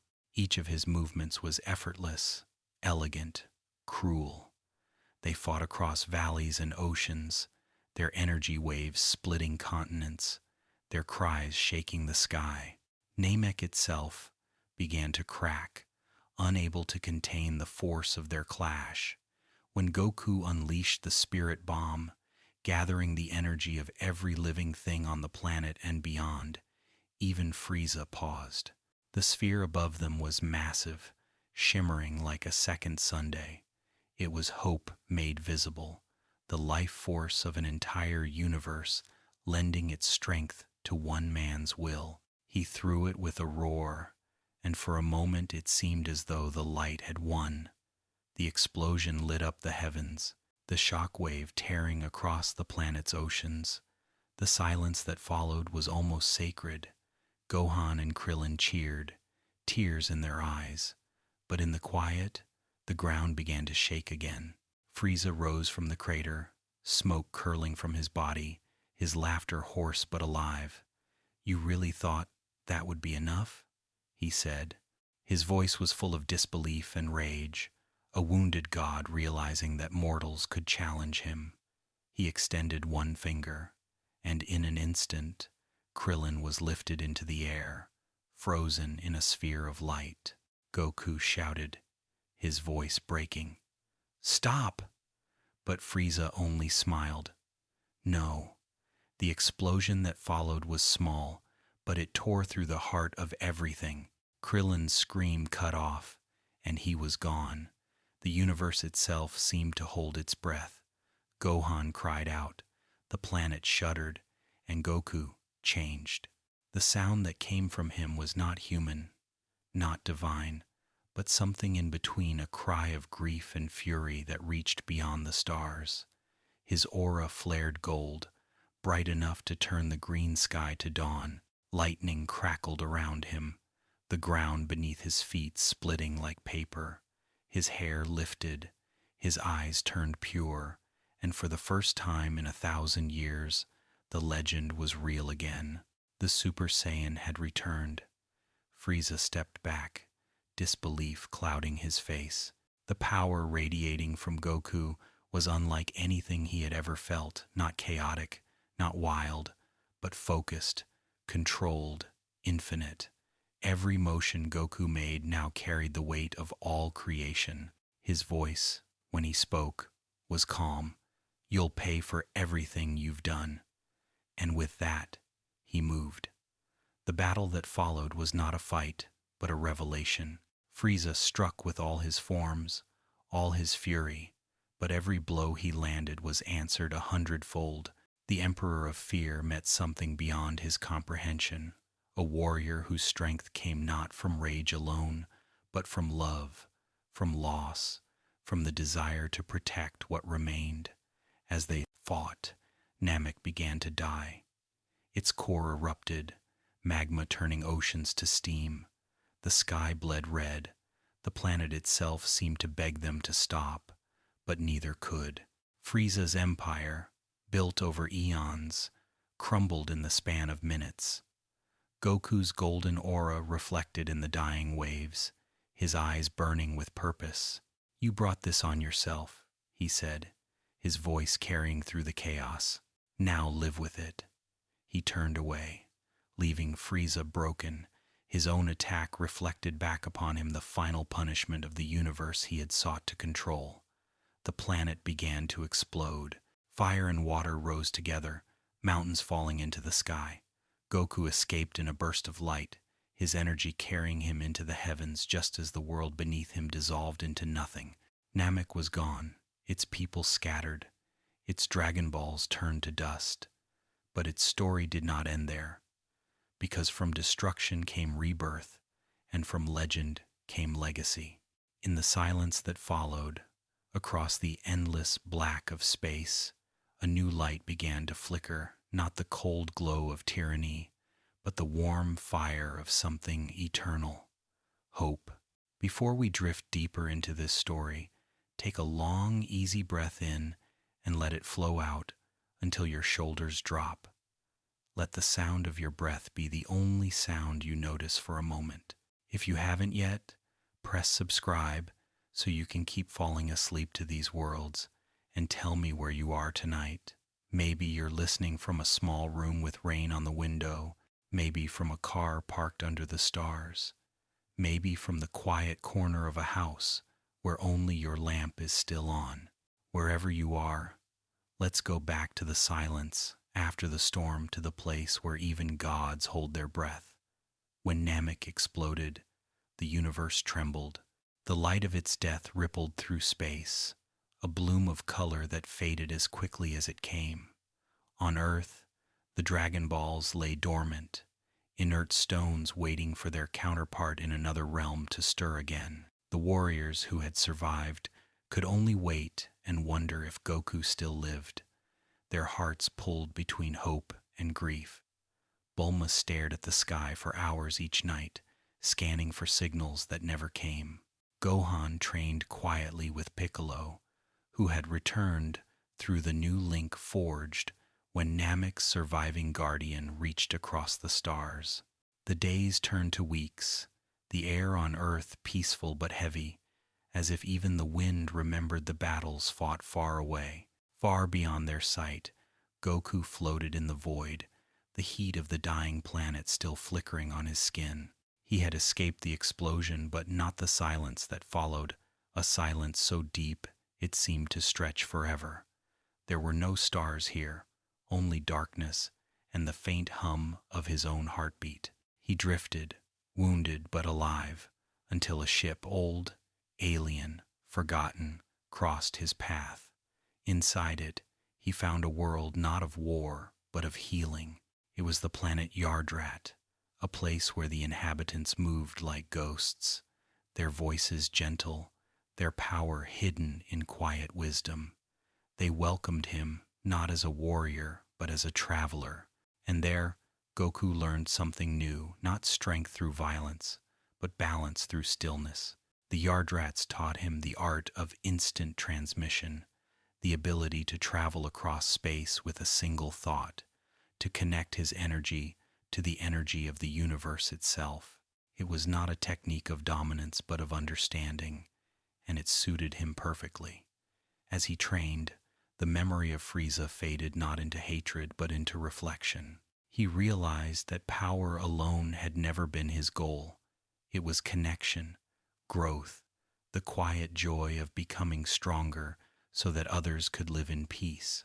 For the first time, he stayed away not because he was lost, but because he wanted to return, changed, calmer, wiser, more complete. On Earth, months passed. The Dragon Balls, restored through the arrival of the Namekian survivors led by the gentle elder Mori, glowed once more.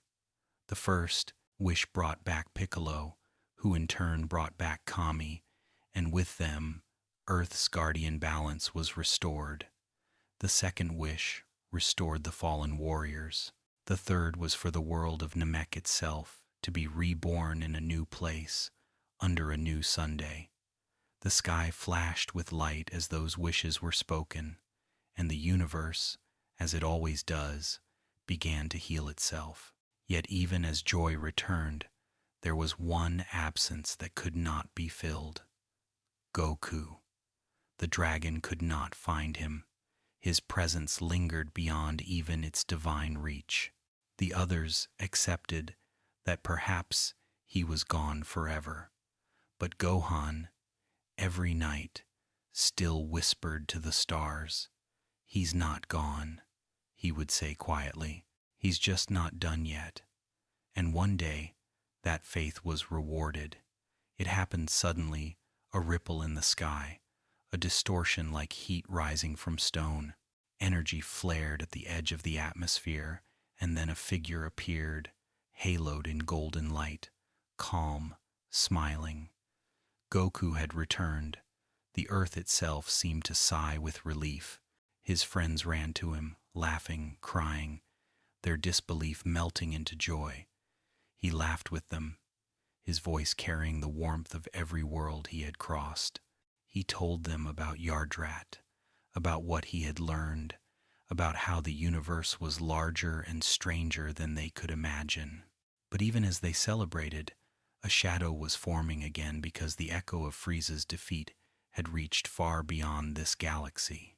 Far away, in the cold void between stars, Frieza's remains were gathered by loyal hands. Technology and hatred worked together to rebuild what had been destroyed.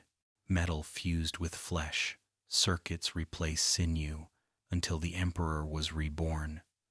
Frieza, now part machine, his heart colder than ever, his pride untouched, he set his course for Earth, burning with vengeance, his ship trailing fire through the black.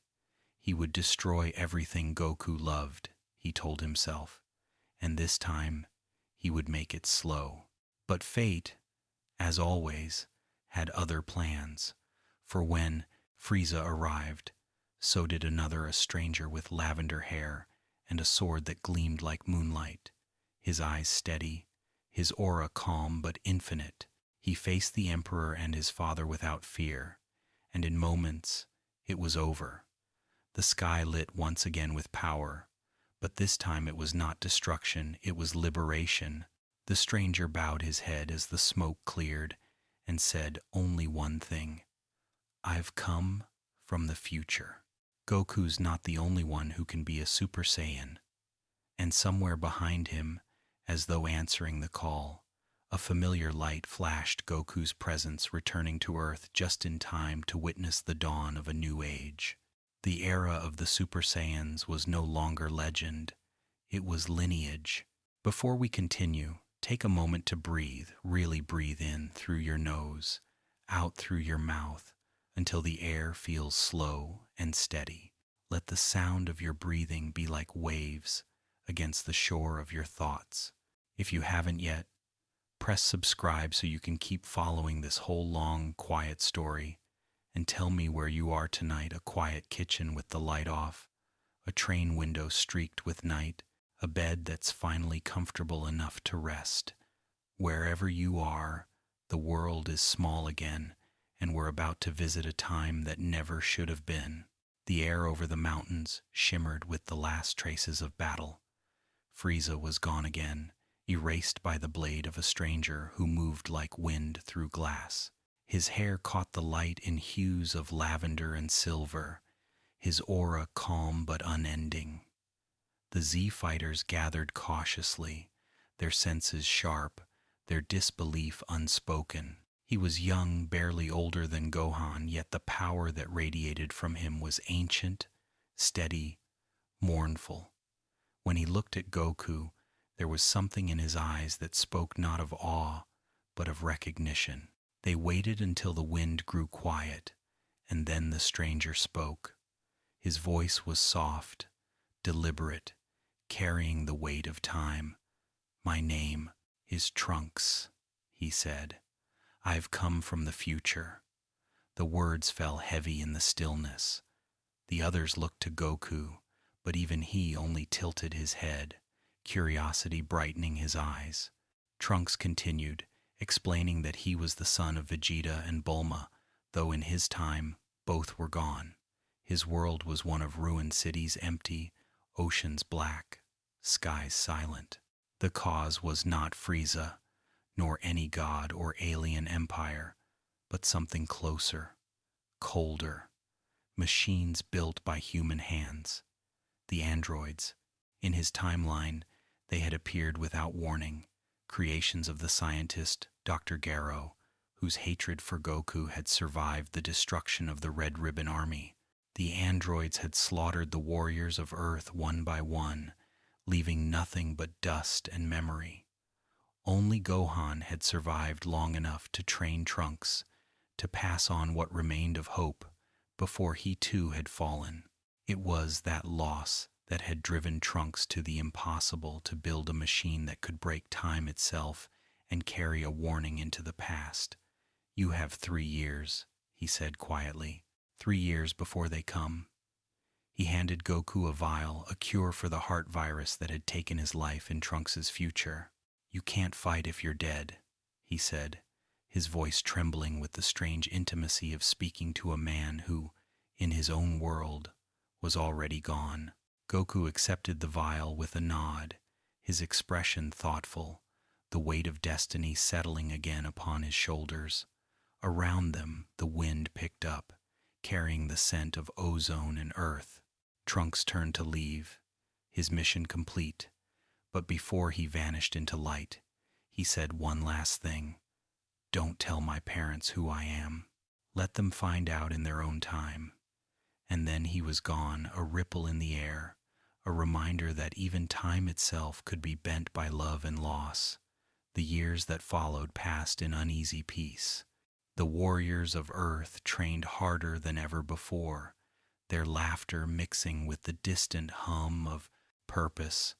Vegeta, driven by both pride and a quiet, buried affection, pushed himself beyond exhaustion, determined to surpass Goku and to protect a future he didn't yet know was his. Bulma built. Gohan studied. Piccolo watched. The world turned beneath skies that seemed too calm for what was coming, and somewhere deep beneath the earth, machinery stirred the sound of gears and circuits, the faint hum of hatred awakening after decades of silence. When the day finally came, it was deceptively peaceful. The morning sun rose over the cities, children played, markets opened, and the birds sang. Then the air shimmered, and the first explosion tore through the streets. The androids had arrived. They were not the towering machines of science fiction, but something more unsettling, human in shape, flawless in design, beautiful in their stillness. Android 19, white-faced and smiling, and Dr. Gero himself, now reborn as Android 20, their eyes cold and empty. Their movements were deliberate, each gesture precise, every strike a mathematical expression of efficiency. The warriors met them in the wasteland beyond the city, the sky already turning gray. Goku faced them first, his aura flaring golden, his confidence unwavering. For a time, it seemed as though destiny would once again bend in his favor. But then it struck the pain, sudden and sharp, the heart virus tearing through him like fire. He gasped, stumbled, and fell, his strength vanishing in an instant. The battle turned, chaos erupting as Vegeta stepped forward. His energy surged, golden fire bursting around him, his transformation finally achieved through sheer will and rage. He looked down at his hands, at the golden light trembling across his skin, and smiled. The Prince of Saiyans had become a Super Saiyan at last. He fought not for glory, not for rivalry, but for proof that his blood, his heritage, still mattered in a universe that had forgotten it. His blows were merciless, his laughter wild, the desert shaking beneath their clash. Android 19 fell beneath his fury, his core torn apart, his power fading into the dust. But even victory could not silence the unease. Dr. Gero escaped into the mountains, whispering to himself about newer models, stronger creations, perfection yet to be awakened. And somewhere, deep in a hidden lab, two figures stirred: a girl with eyes like ice, and a boy whose face was almost too serene. Androids 17 and 18. They opened their eyes and smiled, not at their creator, but at each other, like siblings remembering an old joke. Dr. Gero spoke of orders and purpose, but they were already free. The rebellion began with a single gesture: 17's hand through his creator's chest, wires and oil spilling like blood. "We don't take orders anymore," he said, and with that the world changed again. The age of the androids had begun, and far away, Trunks looked through the window of his time machine, watching the past unfold differently from the future he had left behind, his heart both hopeful and afraid, because destiny, once changed, never rests quietly. Before we sink into this next stretch of the story, let your body soften just a little more. Take in one long, easy breath and let it out until the sound of it feels slower than thought. If you haven't yet, press subscribe so you can wander through the rest of this world with me, and tell me where you're listening from tonight. The hum of a city window, a dark hallway lit by one lamp, the soft quiet of the countryside. Wherever you are, imagine the world of Dragon Ball dimming into dusk, the air heavy with anticipation, because what's coming is not war alone, but a question older than any battle. What does it mean to be perfect? Deep in the mountain caverns once owned by Dr. Gero, something else stirred. Long after his death, his computers still hummed, their lights pulsing like veins beneath stone. They worked without sleep, without guidance, their purpose encoded into them decades earlier, the creation of the ultimate life form. Bits of tissue and energy from the greatest fighters on Earth, Saiyans, Namekians, even Frieza himself had been gathered, studied, combined. Over years that no one noticed, those fragments became something whole, a single organism dreaming inside a glass shell. When it opened its eyes, the world gained a new kind of silence. The creature that emerged was neither man nor machine, but a tapestry of everything that had ever fought to exist. It was called Cell. He was not born knowing hatred. He was born knowing purpose. To become complete, he would need to absorb the two androids that roamed the earth, 17 and 18, the final pieces of his design. Until then, he was incomplete, a thing of shifting skin and whispering energy, moving through the forests and cities like a rumor. Wherever he passed, life withered. Whoever saw him vanished. The humans called it fear. Cell called it progress. Trunks was the first to feel it, that wrongness in the air, that hum beneath the surface of reality. He and Krillin discovered the ruined lab, the broken shells, the blueprints written in madness. What they found there was worse than any machine, a timeline trying to correct itself. The creature was from another future, another version of events, one where he had already killed and fed and traveled back again. Time, once broken, had begun to twist on itself, and now Cell was loose. Across the world, the androids moved with careless grace, neither heroes nor villains, only free exploring, laughing, arguing like siblings with too much power and too little purpose. They wanted nothing but to exist, yet Cell's hunger turned them into prey. He hunted them not with rage but with inevitability, following the faint scent of energy through mountains and cities, each step echoing with destiny's patience. His first victims were those who never mattered to history, nameless, voiceless, but each one brought him closer to perfection. Every soul absorbed became a whisper inside him, and the whispers never stopped. When Piccolo finally faced him, the skies turned gray. It was not a battle of fists alone, but of philosophies, creation meeting evolution. Piccolo's strikes landed like thunder, but Cell only smiled, his voice eerily calm. "I am what comes next," he said. "You fight for a past that can't survive." The words unsettled even the Namekian, for in them there was a strange truth, that the desire to evolve, to become something more, lives in every being. But Cell's version of evolution was a lie. It sought perfection without compassion, power without purpose. In that way, he was not a god but a mirror, showing what happens when strength forgets its reason.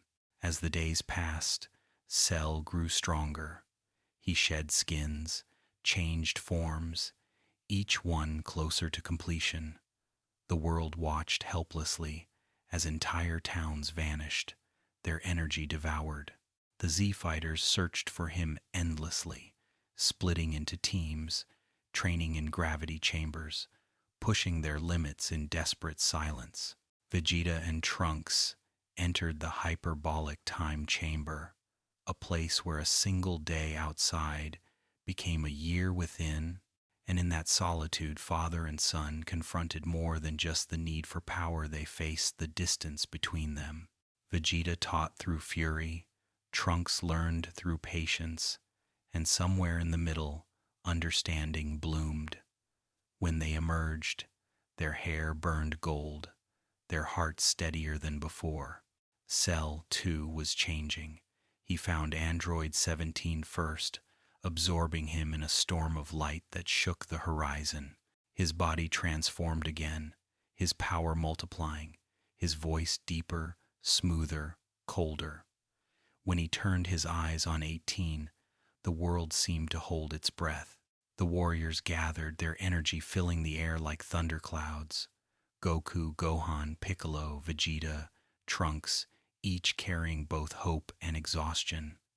The battles that followed tore through mountains, cities, oceans, until Vegeta, always proud, stepped forward to face Cell alone.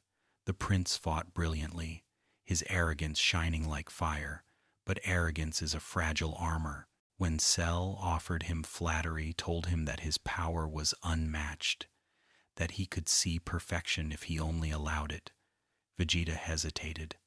Pride turned to permission, and in that instant, Cell absorbed 18. Light erupted across the sky, blinding, endless, and when it faded, the world saw what true stillness meant. Cell stood renewed, sleek, symmetrical, flawless, the perfect form. The silence that followed was almost reverent. Even Vegeta, for all his fury, could only stare. Perfection was not chaos, but calm. Cell raised a hand, looked at his reflection in the fading glow, and smiled. "Now," he said, "let's see what perfection truly means." The gods, watching from their distant realms, did not smile.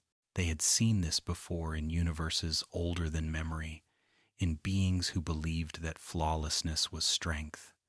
And every time, the end was the same. Perfection without compassion becomes decay. The world was preparing for its next trial, not of muscle but of meaning, because perfection, once found, must prove itself. Before you sink into this next chapter, let your body go heavy for a moment, the kind of stillness that comes when your day is finally behind you. Take a slow breath in, feel it fill you, and let it out gently. If you haven't yet, press subscribe so you can keep following this long, quiet journey through the stars, through battles that feel less like war and more like dreaming. And tell me where you're listening from, maybe a small town at midnight, maybe a city balcony where lights blur below, maybe under blankets with only the sound of your heart keeping time. Wherever you are, picture the earth quieting again beneath a green sky, the calm before one final storm. Cell stood upon the broken world he had helped create, and for the first time since his birth, he felt something close to satisfaction. The perfection he had sought now pulsed in his veins. His energy was steady, infinite, but with perfection came emptiness. What is power for, if not to prove itself? And so he announced to the world his challenge, a tournament, simple in its cruelty, the Cell Games. He would wait 10 days, he said, for any who wished to face him. If no one came, he would erase the earth. The message spread across the planet, like a shadow swallowing the Sunday. Cameras recorded his calm smile, his voice soft and polite, as he promised annihilation in tones of almost divine courtesy. Humanity trembled, and yet in the silence that followed, hope began to gather. At the lookout, Goku and his friends watched the broadcast. The wind at that altitude was thin, cold, full of ghosts. They said nothing at first. Then Goku smiled, not in arrogance, but in understanding. "We have time," he said quietly. "Let's use it." And so began the final training, the last, long preparation before the world's fate would be decided. Inside the hyperbolic time chamber, time stretched into eternity. Goku and Gohan trained together, father and son alone beneath a white sky that never changed. The silence between them was not empty. It was the rhythm of two hearts learning to move as one. Gohan's anger frightened him at first, the vast, untapped power that flared whenever someone he loved was threatened. But Goku, ever gentle, taught him not to fear it, to let it come without letting it consume. "Your strength isn't rage," he said one night, his voice soft in the endless white. "It's love. You care more than anyone I've ever met. That's what makes you different. That's what makes you strong." Gohan listened, his small hands clenched, his golden aura flickering like candlelight. Somewhere in that timeless void, the boy began to fade, and the warrior began to wake. When the day of the Cell Games arrived, the sun was too bright, the sky too still. The ring stood in the center of a vast plain, its marble surface gleaming white, perfect in its simplicity. Around it, mountains slept in silence. Cell waited there, calm, serene, smiling like a teacher expecting his best student to arrive. One by one, the Z fighters appeared: Piccolo, Krillin, Tien, Yamcha, Vegeta, Trunks, and finally Goku, walking barefoot across the tiles as though stepping into a classroom rather than the end of the world. The battle that followed was unlike any before it, not reckless but graceful, every movement deliberate. Goku fought as though dancing, smiling even in struggle, testing both himself and his opponent. The world shook with each strike, but there was joy in it, the joy of two beings finally understanding each other through combat. Yet even joy has limits. After hours of fighting, Goku stopped, lowering his hands. "That's enough," he said, his breath calm. "You're stronger than me, but there's someone who's not." And to everyone's astonishment, he pointed to his son. "It's your turn, Gohan." The boy stepped forward, fear in his eyes, confusion in his heart. "Dad, I can't." "Yes, you can," Goku said, resting a hand on his shoulder. "I've seen it. The strength inside you, it's time to let it out." He smiled, proud and peaceful. "You don't have to be like me. Just be you." Cell laughed then, mockingly, but beneath it there was curiosity. He attacked, holding nothing back, his blows faster, heavier, sharper. Gohan fought to survive, but he did not strike to win. Each time he was knocked down, he rose again, not with rage, but with resilience. "Stop holding back," Cell shouted. "Show me." But Gohan shook his head, trembling. "I don't want to hurt anyone." That gentleness, that refusal to be what his enemies demanded was his true strength, though he did not yet know it. When Cell created smaller versions of himself, the Cell Juniors, and unleashed them on Gohan's friends, something inside the boy began to crack. He saw Krillin bleeding, Piccolo struggling, his father watching but silent. And then he saw Android 16, the gentle machine who had spoken of peace, who had loved birds and sunlight, step forward and wrap his arms around Cell in a futile attempt at sacrifice. The explosion that followed tore the air apart, but Cell survived. Only 16's head remained, his voice still calm, still kind. "It's okay to fight," he said, looking at Gohan. "Protect life. You have the power to do it." Then his light went out. The scream that left Gohan's throat was not of anger, but of sorrow too large to contain. His aura erupted, golden light turning the sky white, the earth trembling beneath the weight of his awakening. Lightning danced around him, his hair sharper, his eyes deeper, his energy vast and boundless. The Super Saiyan had ascended a new form, born not of rage but of heartbreak and clarity. He moved faster than thought, every strike shattering the sound barrier, every motion echoing through the heavens. Cell, once so calm, now faltered. For the first time since his birth, he felt fear. The battle ended not with fury but with grace. When Cell tried to destroy the earth, Goku sacrificed himself, transporting the explosion away with instant transmission, his voice gentle in the void. "Take care of your mom, Gohan." The planet was saved, but the loss was immeasurable. Cell returned once more, desperate, broken, stronger yet hollow. But Gohan, still glowing with the light of his father's love, faced him with calm. Their beams met in one final struggle, the Kamehameha of father and son intertwined across space. The light consumed the monster, and at last silence returned. When it was over, Gohan stood alone in the ring, the sky slowly turning blue again. The wind carried whispers of peace, and for the first time he understood what his father had meant.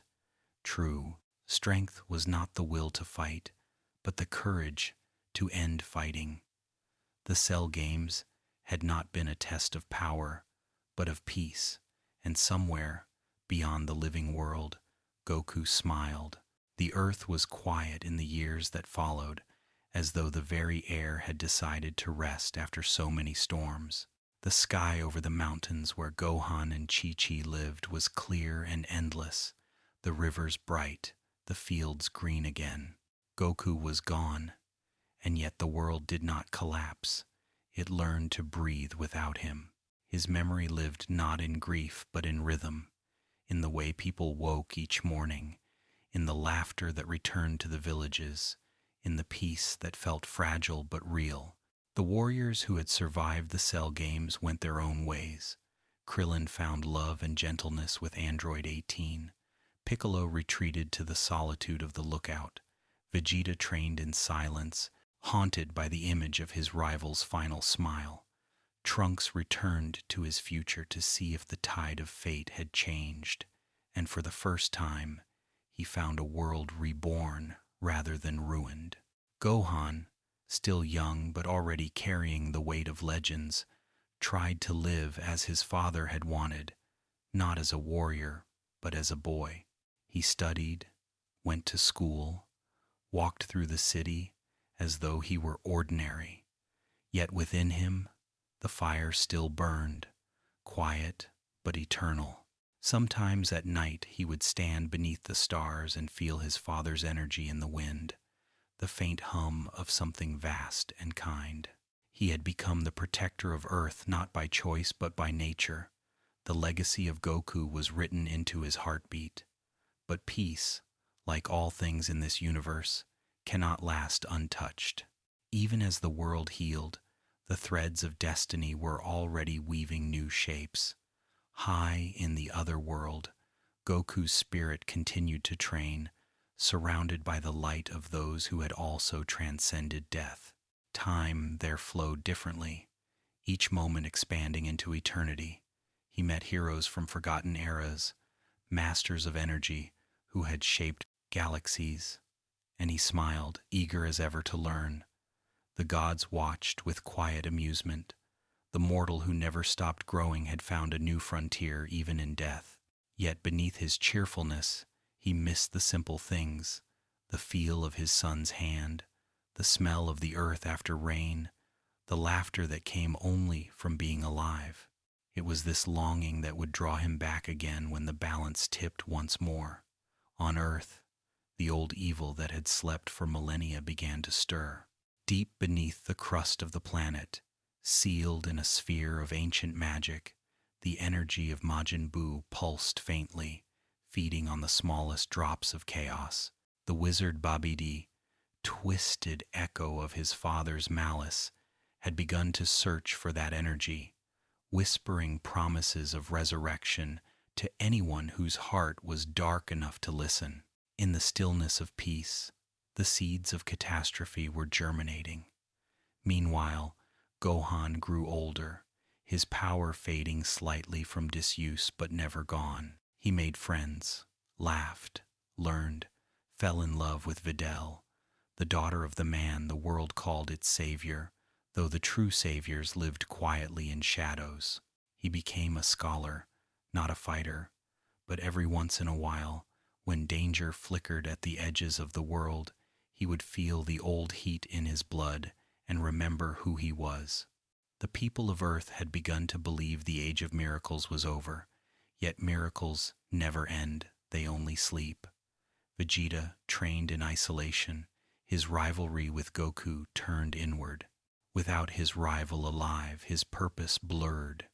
He chased strength, not for conquest now, but for meaning. He watched Trunks play in the garden, saw the gentleness in his son that he himself had never known, and though he did not say it aloud, he felt pride softer than any he had felt before. His heart, once armored in pride, had begun to understand what Goku had always known, that strength and compassion are not opposites, but reflections. Years passed, like breaths. Goten was born, the second son of Goku, his face a mirror of the father he had never met. When Gohan first held him, he felt the universe fold in quiet symmetry, an echo, a continuation, a promise that even death cannot silence. The boy grew quickly, laughter and energy spilling from him in all directions, and sometimes, when he sparred with his brother, the air shimmered gold for an instant, a flicker of heritage that no generation could erase, and then, as all calm must, this era began to end. A new tournament was announced, a celebration of peace that drew the greatest fighters back into the ring. The stands filled with laughter, with life, with the illusion that history had finally gone to sleep. Yet beyond the clouds, Goku was watching, smiling, his spirit called back for a single day to join the living. The boundary between worlds bent once more, and the circle that had begun with a child falling from the stars prepared to close again with fathers and sons, gods and mortals, peace and chaos all meeting on the same stage. The calm was over. The age of Buu was coming. The Tenkaichi Budokai, once a symbol of friendly rivalry and laughter, became the threshold to the next storm. The crowd cheered as Goku, returned from the other world for a single day, walked onto the arena floor with that same easy smile, the same open-hearted warmth that made even his enemies feel at ease. His sons, Gohan and Goten, stood in awe, the audience unaware that the man they saw was a visitor from beyond life itself. The other fighters felt it, the subtle hum in the air, the reminder that peace is only ever the space between heartbeats in this universe. Vegeta smirked when their eyes met. The fire between them never really died, only changed color. Beneath the noise and laughter, another presence had arrived on Earth.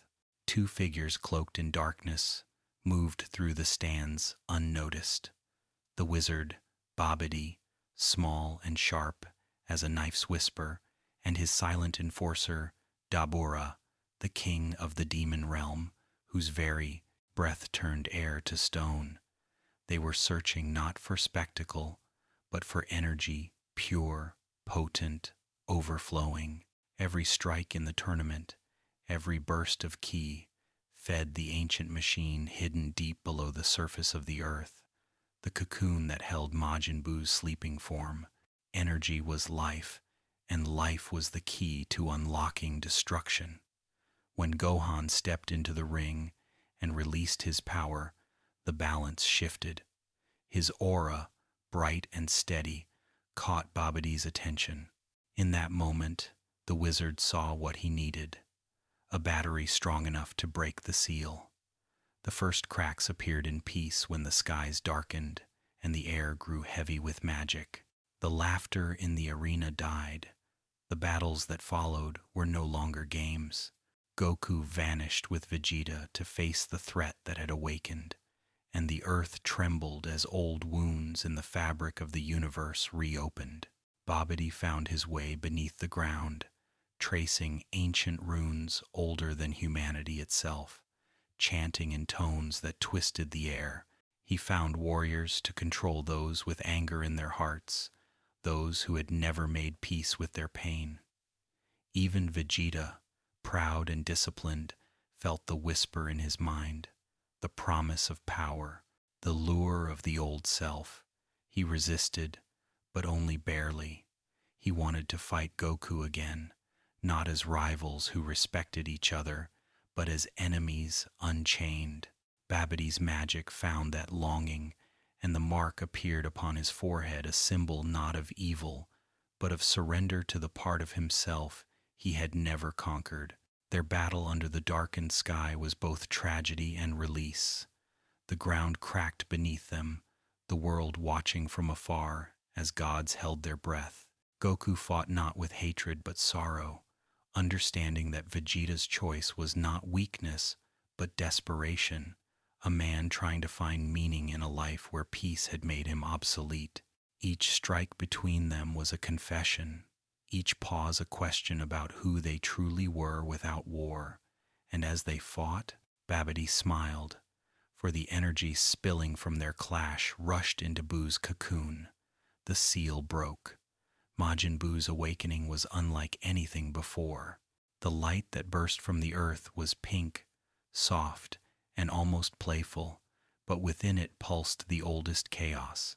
When the smoke cleared, the creature that stepped out was small, round, smiling, a contradiction of innocence and apocalypse.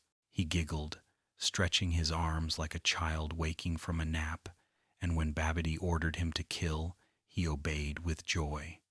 Cities vanished in pink smoke, mountains melted like wax. His laughter echoed through the skies, beautiful and horrifying, a sound without malice, because malice requires understanding. Buu did not hate, he simply was. Vegeta, seeing what he had unleashed, felt the last remnants of pride shatter. He looked at Goku, at the world he had once sworn to surpass, and for the first time, he chose not battle but sacrifice. He embraced his son, held him close for a moment longer than necessary, and then turned away, walking into the storm. His final explosion was both an apology and a prayer, his body dissolving into light as he tried to take Buu with him. But chaos cannot be killed by fire alone. Buu reformed, laughing softly as though nothing had happened. Vegeta was gone, his soul silent in the other world. Goku returned to spirit form, his borrowed time over, leaving the world once again in the hands of mortals. Gohan, thought dead, was taken by the gods to the realm of the Kai, where he would learn a different kind of strength, one not fueled by anger, but by stillness, by acceptance. He trained with the Supreme Kai and the Elder Kai, his power growing quieter and deeper until it glowed like a star beneath calm water. On Earth, the survivors scattered, some hiding, some fighting, some simply enduring. The world had entered an age of absurdity and terror, ruled by a being who treated destruction as play. Yet even in that chaos, kindness persisted. Buu changed. When he met the gentle Mr. Satan, a man more courageous in heart than in strength, something shifted in him. He began to understand laughter not as a prelude to violence but as joy. He learned to care for a puppy, to smile without killing. The gods who watched whispered among themselves, uncertain whether what they saw was blasphemy or redemption. But evil cannot abide peace within itself. From Buu's body, his darker half emerged, leaner, sharper, pure malice distilled into form. The two Buus fought, one for joy, one for destruction, and in the end, only the darkness remained. The world trembled once more, its final trial approaching. In the heavens, Goku felt it and prepared to return again, this time not as a visitor, but as the last hope of a weary planet. Destiny, patient as ever, was drawing its final circle. The world was scarred and strange by the time Kid Buu emerged, a world half empty of laughter, half filled with smoke, yet still stubbornly alive. Out of the chaos of Majin Buu's divided soul, the final form had been born, small, childlike, unreasoning, yet carrying the power of destruction that even gods feared to name aloud. Kid Buu was not evil in the human sense, for evil requires will. He was nature unbound, the scream of creation devouring itself, the purest instinct to undo everything. When he opened his eyes, the air itself shuddered, and when he laughed, planets trembled. Earth was the first to vanish, not through hatred but impulse. With a flick of his wrist, Kid Buu erased oceans, mountains, and cities, reducing the home of every story that had been told so far to dust and light. Yet, within that destruction, life clung to survival. Dende and Mr. Satan were saved by pure chance and divine intervention. Goku and Vegeta escaped to the Supreme Kai's world, carried by the last mercy of the gods. In that quiet realm, The two warriors stood once again side by side, rivals, enemies, brothers in all but name. The earth was gone, their families scattered across the afterlife, and still they breathed, because breathing, for Saiyans, is the beginning of every new story. Goku looked into the void and saw not despair but challenge. "He's pure chaos," he said softly. "No plans, no malice, just power. So let's show him something he's never seen before." Vegeta crossed his arms, his pride now tempered by understanding. "Do what you want, Kakarot," he muttered, but there was no venom in his tone. The two of them stepped forward, and the air around them ignited with light. Energy flared gold and blue, the heavens bending beneath the weight of their power. The gods themselves stepped back, watching the last two mortals who could still surprise them. The battle between Goku and Kid Buu was not war, it was poetry written in explosions, the language of two forces too vast for words. Every blow created new stars in the sky of that quiet world. Every scream shattered the silence of eternity. Yet Goku's strength began to wane, for even the mightiest flame needs fuel. Vegeta took his place, fighting not because he believed he could win, but because he refused to let Goku fall alone. His blows were defiance made visible, his exhaustion a kind of faith. When he collapsed, smiling through the blood, he whispered what he had never said before: "You're number one, Kakarot." And in that moment, his pride became peace. Goku, too weary to rise again, turned to the gods for help. The elder Kai and Dende listened as he asked for one last wish: to restore the earth and its people, to gather the energy of every living soul. Through the Dragon Balls, the call went out across galaxies, a silent request carried by the wind of memory. "Lend me your energy." Goku's voice echoed through the cosmos, gentle and certain. One by one, beings across the universe looked up: humans, Namekians, Saiyans, creatures unknown, and without knowing why, they raised their hands. The spirit bomb began to form, a comb's sphere of light vast enough to hold the hope of existence itself. Kid Buu laughed when he saw it. He hurled blasts at the sky, tore holes in the earth beneath his feet, screamed against the light that would end him. But the bomb grew still larger, its glow outshining the Sunday. It was not an attack, it was an offering, the shared breath of all that lives. Goku stood beneath it, trembling, his aura fading, yet his eyes calm. For an instant, the entire universe seemed to wait, as though even time itself wanted to see how the story would end. When Goku released the spirit bomb, it was not anger that guided him, but compassion. He wished, as the light fell, that Buu might be reborn somewhere peaceful, somewhere innocent, free of the chaos that had shaped him. The energy descended like dawn, breaking through shadow, swallowing the darkness, cleansing the sky. Kid Buu's scream faded into laughter again, small and almost happy, before dissolving into the light.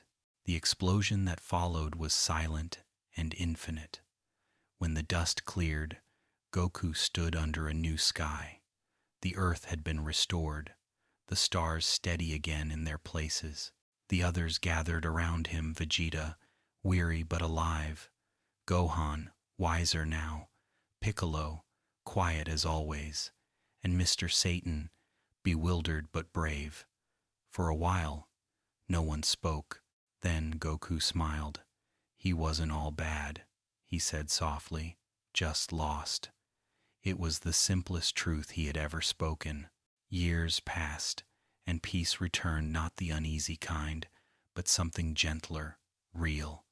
Goku continued to train, his laughter filling the fields of a world that had been born twice over. He never stopped looking upward, never stopped dreaming. And one day, at another tournament, he met a small boy named Shai, strong, with eyes that felt familiar. When Goku smiled at him, the circle closed. The wish had been granted, evil reborn as good, destruction reborn as promise. He invited the boy to train with him, to learn, to carry forward the light that he had protected all his life. Together they flew into the horizon, two silhouettes against a sky that had seen everything, leaving behind a world that would remember them not as gods, not as saviors, but as friends. And thus ended the legend of Dragon Ball Z, not with the death of heroes, but with their continuation, quiet and eternal. A story of endless struggle and unending hope, of worlds destroyed and rebuilt by love, by laughter, by the refusal to give up. And somewhere beyond time, Goku still flies, smiling, weightless, free, carrying in his heart the energy of every life that ever was and every dream that ever will be. When the world finally calmed, when the last echoes of battle faded into the wind, there came a strange kind of silence, not the uneasy quiet before another storm, but the full-bodied stillness of something complete. The earth spun beneath its sun as it always had, the mountains green again, the seas alive, children running through fields that had once been battlegrounds. The Dragon Balls, their power renewed, slept beneath the soil, waiting for the next voice brave enough to summon them. To most, the Age of Heroes had become legend, a story told at dinner tables and whispered by those who still looked up at the stars and wondered what might come next. But somewhere above the mortal world, in realms unseen by the living, those heroes still moved. The afterlife was not a place of rest, so much as another plane of becoming. The souls of warriors flickered there like constellations, each one a memory of courage, of laughter, of stubborn humanity that even the gods could not quite understand. Goku, ever restless, trained with old rivals, Pikkun, King Kai, even the fallen villains who had once threatened existence. His joy was infectious, his energy endless, his humility disarming. The gods, who had watched countless ages come and go, often paused to watch him, marveling at how a mortal could carry so much light without burning himself to ash. Vegeta, alive once more, and now truly at peace, trained not for pride, but for discipline. He had found something in himself that neither death nor rivalry could destroy: balance.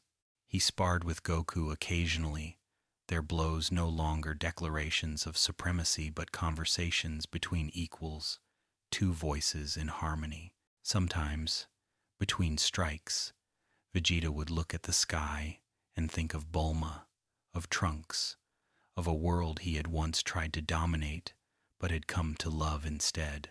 There was no shame left in him, only understanding that redemption was not the act of erasing the past but of carrying it gently forward. Gohan became a teacher, not just of books but of spirit. His students never knew that the quiet man guiding them had once faced gods and monsters. They only saw the calm in his eyes, the strength in his patience. Videl stood beside him, her laughter grounding him in the world he had fought so hard to save. When their daughter Pan was born, the cycle began again, a spark of something ancient finding new form. Sometimes, when Pan would laugh in her sleep, Gohan swore he could hear the echo of his father's voice. Elsewhere, the gods themselves reflected. Beerus, the sleeping deity of destruction who would one day meet Goku in another era, dreamed faintly of mortals who defied entropy with love. The Kais watched and learned that even perfection could evolve, that creation's greatest secret was not power but persistence. The universe breathed easier, knowing that for all its chaos, life continued. And yet, there was no true ending not for souls like these, because endings belong to stories, not to those who live them. Every new dawn, every generation that rises, carries within it the echoes of those who came before. When a child somewhere on earth looks up at the clouds and imagines flying, Goku's spirit moves there. When a warrior trains not for vengeance but for peace, Vegeta's pride smiles within him. When someone chooses forgiveness over fury, when kindness triumphs quietly over cruelty, another piece of this long, unending tale continues to be written. In the other world, King Kai sometimes gathers the warriors around him and asks them to tell their stories, not of battles, but of the moments between them. Meals shared, jokes told, the first sunrise after victory. He laughs so hard his halo shakes, and Goku laughs with him, and even the dead feel alive again. Because what they built was never just power, it was connection, the invisible thread that binds every being in the cosmos. Far above all realms, where time folds into itself, the gods of creation and destruction sometimes pause their endless dance to glance toward that small blue world spinning quietly among the stars. They smile because they know that their life refuses to fade. The legacy of Goku and his friends is not carved in monuments or remembered in fear. It lives in motion, in every act of courage, in every choice to keep going, in every laugh shared, despite the odds. The wind moves across the fields where once there was fire. The rivers run clear again. The mountains whisper old names to the sky. Somewhere, a boy practices a punch in the air, a girl races him laughing, and the light above them feels almost alive. And if you listen closely enough, you can still hear it, the faint rush of air, the distant echo of a voice calling out joyfully across the heavens, Kame, Hame, and in that endless sound, the universe itself seems to smile, knowing that heroes never truly end. They simply fly onward. The universe, vast and restless, never stood still, even in peace. The stories that had begun on a single blue planet began to ripple outward through galaxies like soft waves moving across an infinite sea. The Saiyans, once thought extinct, had become more than a race.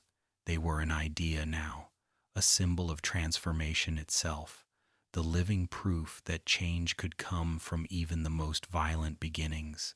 And in the far reaches of existence, gods watched them and wondered what it meant that mortals could touch divinity not through birthright, but through effort, through will, through love and fury intertwined. Time in the Dragon Ball universe was never linear. It curled and folded like light refracting through crystal, creating echoes of past and future all at once. King Kai would sometimes look down from his small world above the clouds and see not one Goku, but countless different versions across different timelines, each one chasing the same horizon, each one laughing in the face of eternity. In some, he was a boy still chasing butterflies. In others, a man training gods themselves. In others still, a myth whispered by those who looked up at the night sky and swore they saw a golden streak passing between the stars. And perhaps, in the grand design of the cosmos, all of them were true. The gods had long believed themselves to be the architects of balance, the destroyers and creators, the watchers of cycles that mortals could never comprehend. Yet the arrival of Goku and the echoing rise of mortals like him had begun to shift even divine understanding. Beerus, god of destruction, once slept through centuries, his dreams full of galaxies undone. But now, when he stirred, he dreamed of a man who smiled at him without fear. Whis, the angel whose purpose was to guide but never interfere, found himself laughing more often, watching mortals achieve in moments what gods accomplished only through eons. Even Zeno, the king of all existence, childlike and infinite, seemed to pause longer now, before erasing worlds, as though even he had begun to understand the quiet beauty of imperfection. The Saiyan spirit had always been a paradox, a thirst for battle that was never cruelty, a hunger for strength that was never conquest. It was as if within their blood lived the law of the universe itself, that evolution is not destruction, but transformation. When Goku fought, he did not fight to dominate, he fought to understand. Every opponent became a mirror, every defeat a lesson, every victory a glimpse of something larger than himself. Vegeta, once the symbol of pride, had come to see that the true measure of strength was not in surpassing others, but in surpassing the man he had been yesterday. Between them, they embodied the endless motion of time, forward, upward, always reaching, never settling. In the halls of the gods, stories of earth spread like light across glass. The Supreme Kai spoke of compassion, of a boy who once turned anger into peace. The Elder Kai told tales of laughter, of the strange human tendency to forgive the unforgivable. Even the Grand Priest, who rarely smiled, would close his eyes for a moment when the name Son Goku was mentioned, as though remembering something ancient, a spark that existed before creation itself, a reminder that the divine and the mortal are not opposites, but reflections dancing across eternity. Time continued its strange loops. Pan grew older, her small fists carrying echoes of her grandfather's joy. Oob trained under Goku's patient eye, the energy of rebirth flowing through him like sunlight through water. The world entered new eras, faced new gods, discovered universes beyond its own, and still the same truth held. The spirit of the Saiyan was not about fighting but becoming. In each generation, that lesson resurfaced in laughter, in kindness, in stubborn refusal to give up. Even the fabric of reality seemed to hum with their presence. Stars burned brighter when they trained. Planets trembled, but not in fear, in recognition. The very concept of limit had become obsolete, replaced by an understanding that existence itself was a kind of training ground. And perhaps that is what the gods envied most, that mortals, fleeting as sparks, could burn so brightly for such a short time, yet illuminate the darkness more than eternity ever could. Goku sometimes returned to the edge of the world, standing on cliffs, overlooking clouds that went on forever. He would close his eyes and feel everything, the hum of ki in every living thing, the laughter of his friends, the memories of battles that had shaped not just him, but the cosmos. He did not call himself a hero. He never would. He was just alive, gloriously, endlessly alive. To live, to learn, to smile, to fight, to fall, to rise, that was his true godhood. The universe, vast and unending, needed no throne for him. It needed only the path he carved through the stars. One breath, one punch, one act of kindness at a time. And so the gods learned, as all beings eventually must, that perfection is not stillness, but motion, not control, but freedom. And the Saiyan spirit, bright, wild, compassionate, became their teacher. Eternity shifted slightly, forever changed by a single mortal's laughter. The story of Dragon Ball Z had long since transcended the borders of one world, and by the time the dust of Majin Buu had settled, the universe itself began to reveal that it was not alone. What had once seemed infinite was now only a fraction of something far vaster, a single thread woven into a tapestry of realities, each one humming with its own rhythm of life, death, and rebirth. The gods spoke of 12 universes, each with its own Kai, its own god of destruction, its own possibilities of life. What had begun as the journey of one boy from a mountain village had become the story of creation itself. learning to breathe in this expanded cosmos. Power was no longer just strength but language. It was how beings communicated across planes of existence, through the clash of energy, through the dance of motion that carried meaning more profound than words. When Goku first encountered Beerus, it was as though the universe itself had called him forward to the next verse in its song. Beerus was ancient, elegant, a force of balance cloaked in feline calm. His arrival was not punishment, but curiosity. He had dreamed of a warrior, one whose spirit shone brighter than destruction, and when he found Goku, he smiled not because he was amused, but because he recognized something in him that even he could not destroy. Their battle was not one of hatred but revelation. Goku, pushed beyond every mortal limit, reached for something that had no name until that moment the Super Saiyan God, a form that was not wrathful or wild, but tranquil, burning with divine stillness. The fire that surrounded him did not scorch but illuminated, showing that godhood was not a reward but a realization, that all living things share the same heartbeat, the same endless energy. When the fight ended, neither had truly won, for it was not victory that mattered, it was awakening. The gods began to see what mortals could become, and mortals began to understand that divinity was only another path toward knowing oneself. In the years that followed, the walls between universes grew thin. Goku and Vegeta, ever driven to climb higher, trained under Whis, learning to move without thought, to let instinct flow like water.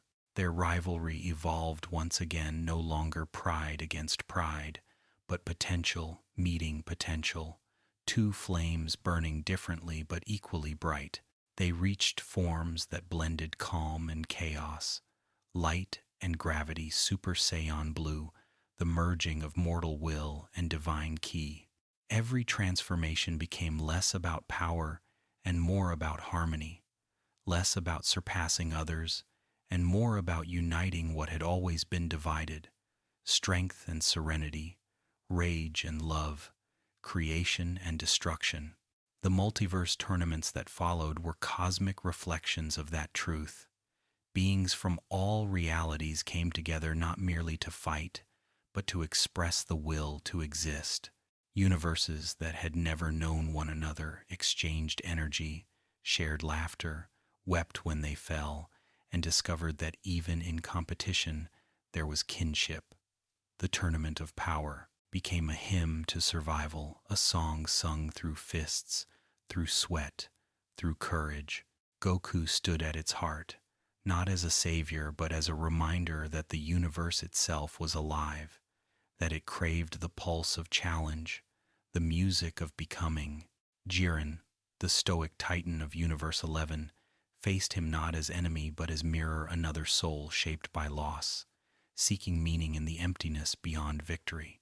Their battle was the embodiment of existence itself, questioning its purpose.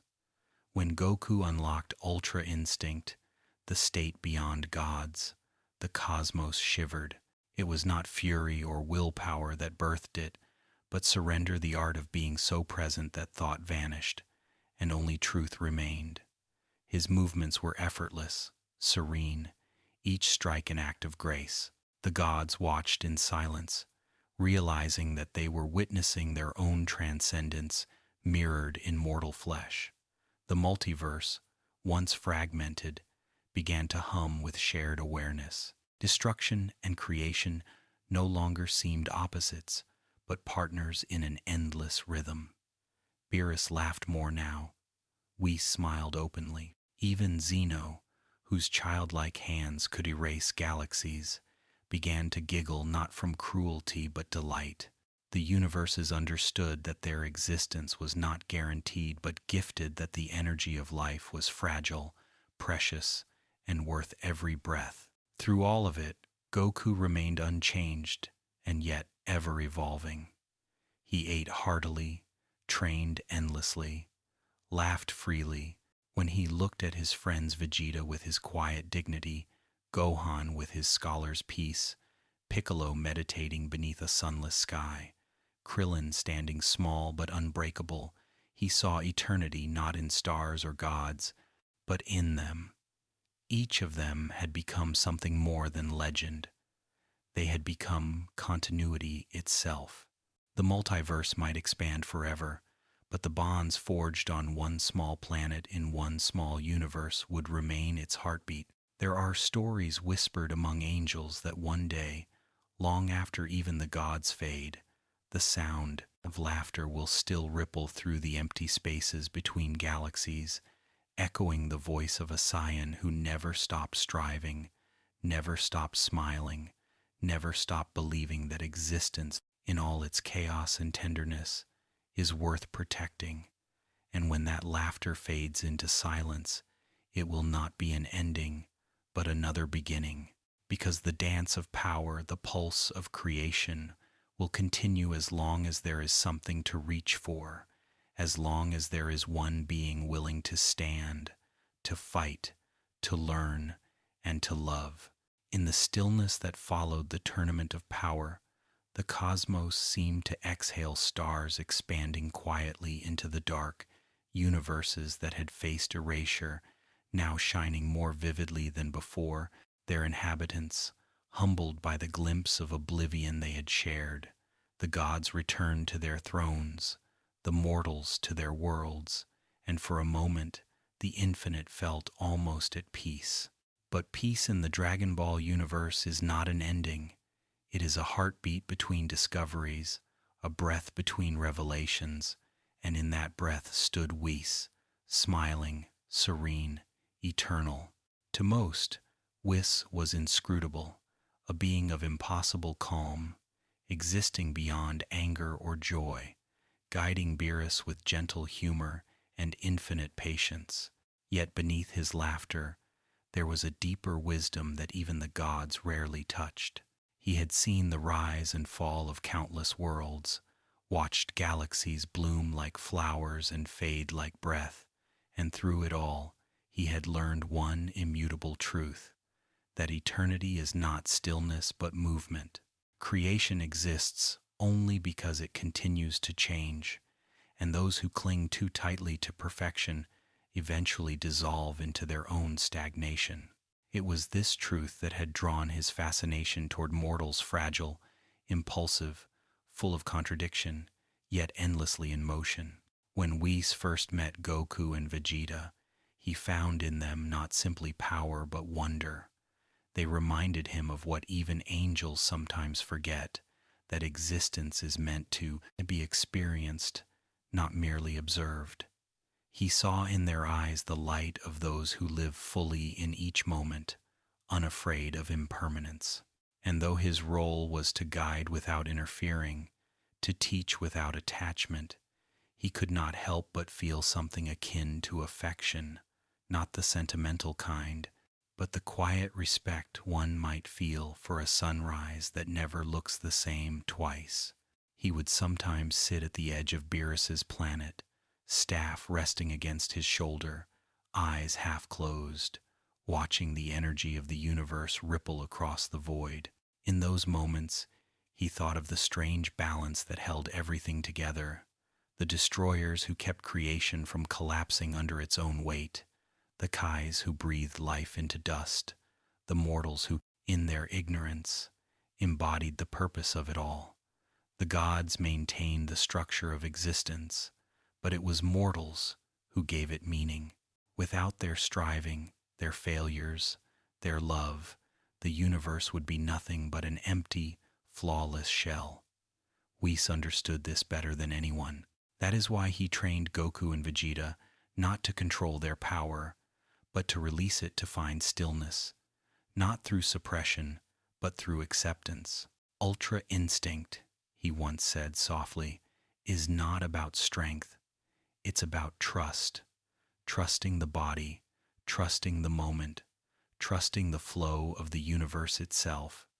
To move without thought, to act without fear, was to live as creation does, fluid, spontaneous, unburdened by ego.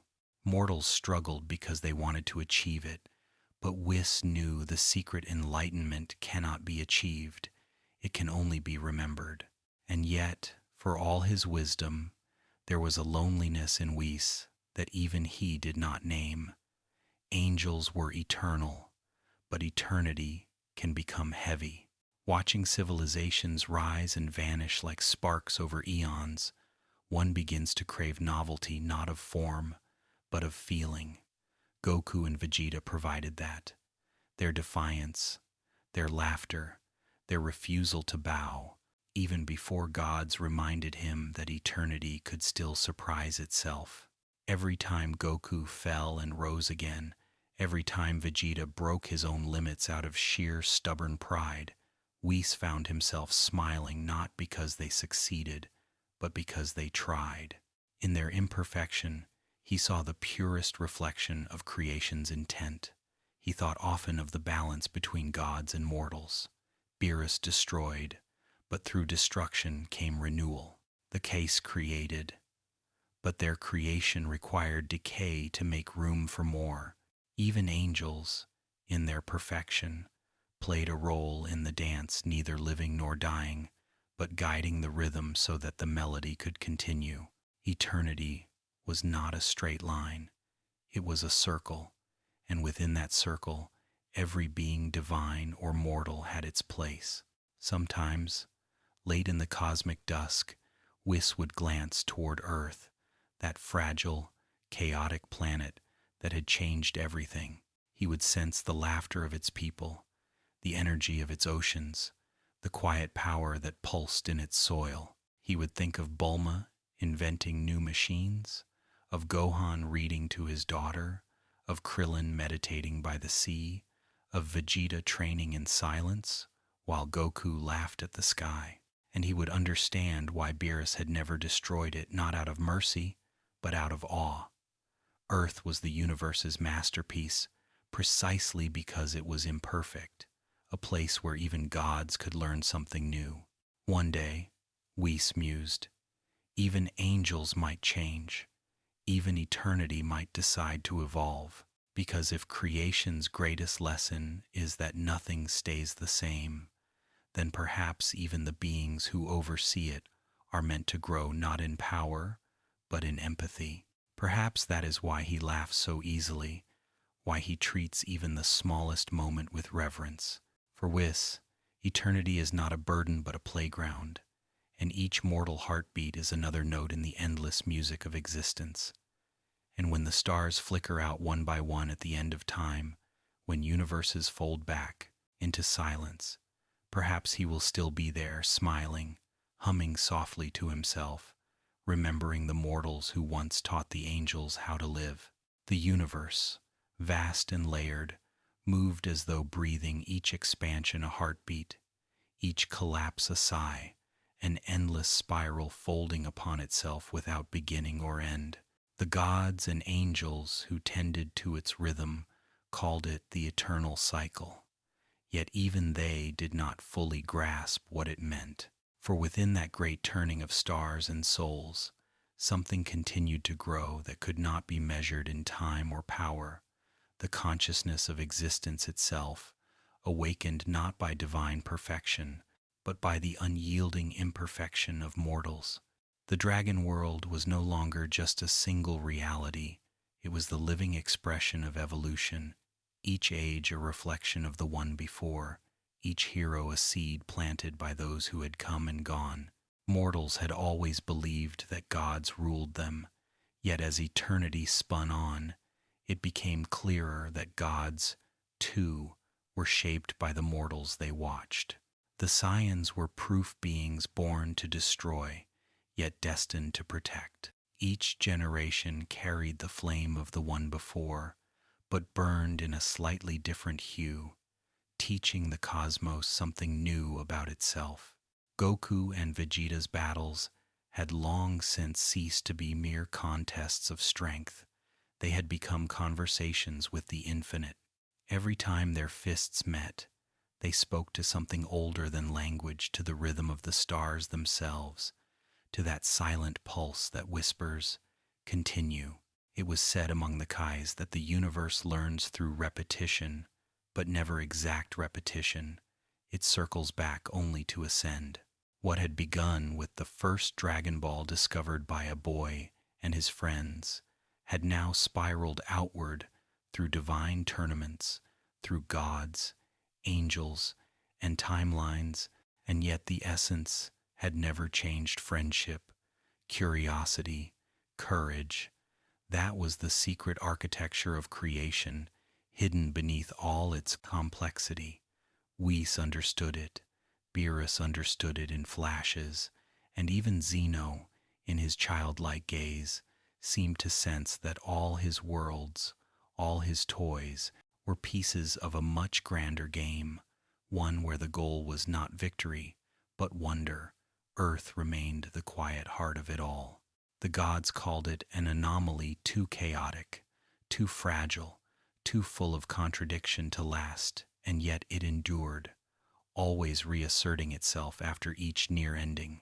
Perhaps, Whis once mused, that was why the universe loved it so much, because Earth refused to stop evolving. It was a mirror of creation's truest nature, resilient, curious, imperfect, beautiful. It birthed warriors and poets, inventors and fools, and somehow all of them were necessary. From its soil grew the very energy that the gods themselves could never replicate. The spark of becoming, the eternal dragon, whose name echoed through dimensions, was more than a wish-granting entity. It was the living memory of the spiral itself. Shenron, Porunga, Super Shenron. Each incarnation was a vessel of potential, a being that reminded all others that the universe listens. Wishes, after all, are not commands, but confessions. Every time someone gathered the Dragon Balls, what they truly summoned was their own reflection, their deepest hope, their purest regret, their longing to be something more. The dragons were not granting miracles. They were responding to the fundamental truth of existence. That desire is creation's first breath. Even the gods had begun to change. Beerus no longer saw destruction as erasure, but as renewal. The Kais had learned that creation is not about control, but trust. And Whis, ever watching, ever smiling, began to understand that perhaps eternity was not meant to be perfect, only endless. He found himself looking upon mortals not as curiosities, but as teachers. Each one carried a story that even angels could not predict, a ripple that could alter the course of stars. When he thought of Goku, of his laughter echoing across universes, of Vegeta's quiet evolution from arrogance to honor, of Gohan's transformation from scholar to sage, he saw not random chaos, but divine choreography. The spiral was not disorder, it was the dance of everything learning itself. The multiverse now shimmered with awareness. Old gods whispered of new realms, of dimensions born from dreams, of realities that existed only when someone believed in them. Even time itself began to feel different, less like a line, more like a melody looping endlessly, harmonizing with itself. And at the center of that melody stood the dragon world, ever spinning, ever glowing, ever becoming. Somewhere on Earth, far from the sight of gods or dragons, Goku awoke at dawn. He stretched, yawned, and smiled at the sunlight pouring through his window. The world was peaceful again for now. In the distance, he could sense Vegeta's energy, burning quietly but steadily. He could feel Gohan's calm aura in the city, the laughter of his grandchildren near the mountains, the warmth of Chi-Chi in the kitchen below, and as he stepped outside, the morning breeze carrying the scent of grass and earth, he looked up at the sky and whispered something that no one heard but the universe itself. "Let's keep going." And the spiral answered not in words, but in motion. The clouds parted, the light deepened, and somewhere far above, The stars seem to pulse just a little brighter, as if agreeing, for that is what the dragon world had always been. Not a story of endings or beginnings, but of continuation of souls forever learning how to rise, fall, and rise again.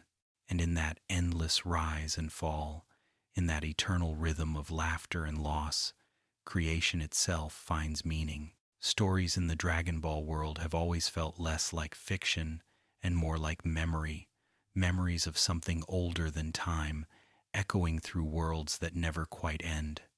When the dragons slumber, when even the gods turn inward to meditate on the stillness between stars, what remains is that dreamlike hum of remembrance, the pulse of everything that has ever been and everything that could still be.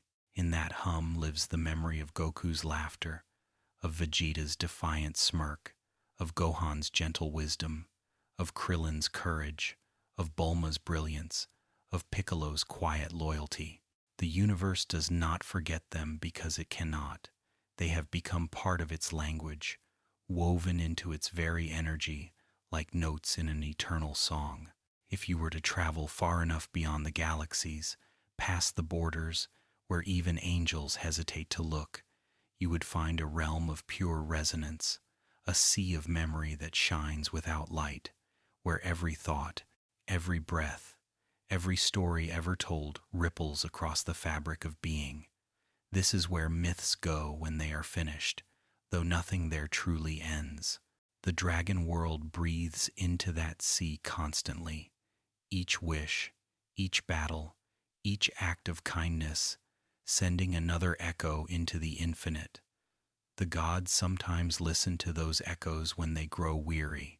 They say that if you listen closely enough, you can hear laughter human, Saiyan, divine, all indistinguishable, blending into one gentle sound, life continuing. Even mortals, though they cannot hear it, feel it in their dreams. Children who have never heard of the Saiyans dream of flying through clouds with golden light spilling from their hands. Old men sitting by rivers sometimes close their eyes and think of names they do not know, faces they cannot recall, yet which fill them with inexplicable peace. That is the memory of the dragon world, touching the edges of consciousness, the universe remembering itself through its creations. On Earth, the legends have softened. The great battles have become bedtime stories, the dragons mythologized into symbols of courage and unity. Temples stand where energy once shook mountains, but the monks who chant within them speak of peace, not power. They say that every act of kindness calls forth a dragon, not of scales and flame, but of light unseen, coiling through the air whenever someone chooses love over fear. In that sense, the world has become more divine than it ever was in the age of gods and warriors. Yet somewhere, always, there are those who still train, in hidden valleys, in quiet cities, in open fields beneath the stars. There are people who stretch, breathe, and reach upward, feeling that invisible pull toward something higher. They don't call it ki. They don't need to. They simply feel it, the rhythm of the universe teaching them to move, to listen, to become. Some might spar for joy, others meditate for peace, and all of them, knowingly or not, are continuing what began long ago, the endless striving toward harmony. And what of the gods? They, too, have changed. Beerus still naps but dreams softer dreams. Whis still smiles, his laughter now gentler, more human somehow. The Kais have become storytellers, teaching that creation's purpose is not to last forever, but to inspire what comes next. Even the great dragons have grown reflective, their eyes deeper, their voices slower, as if aware that every wish granted carries a fragment of the wisher's soul into eternity. The dragons themselves have begun to remember what they are not, servants, but symbols of becoming, expressions of the cosmos's longing to experience itself. Sometimes, When Whis gazes across reality, he sees things that even he cannot explain, ripples where no energy should exist, shapes forming from light where no one stands. He knows them for what they are, the remnants of dreams, perhaps even new worlds being born from memory alone. For if the universe truly remembers, then perhaps it also dreams, and those dreams take form as new realities, each one another verse in the endless hymn of existence. And Goku, somewhere within or beyond all that, continues to move, not bound to time, not bound to space. He travels as energy now, sometimes a streak of light, sometimes a whisper of inspiration in a young fighter's heart. He has become what he always was destined to be, not a god, not a ghost, but a story that never stops teaching. When a child somewhere clenches their fist and refuses to give up, when a stranger helps another without reason, when someone laughs despite loss, that is Goku living again. That is the dragon world remembering itself. The legends say that at the very end of time, when even stars have gone silent and the dragons have dissolved into stardust, a small spark of energy will remain golden, warm, endlessly playful. It will dance alone in the dark, laughing softly to itself, and from that laughter, the first sound of the next universe will be born. The spiral will turn again, and the dream will begin anew, because creation has no ending, only transformations. And when the light returns, and the first being of the new cosmos opens its eyes, perhaps, in that first breath, it will whisper something simple, something familiar, something that echoes across every universe ever made. Let's keep going. There is a moment, a soft, imperceptible moment that comes after the end of every story, when silence lingers and the air still hums with what has just passed. It is in that silence that the universe listens, waiting to see whether the story will truly rest, or whether, as it always has, it will find a way to continue.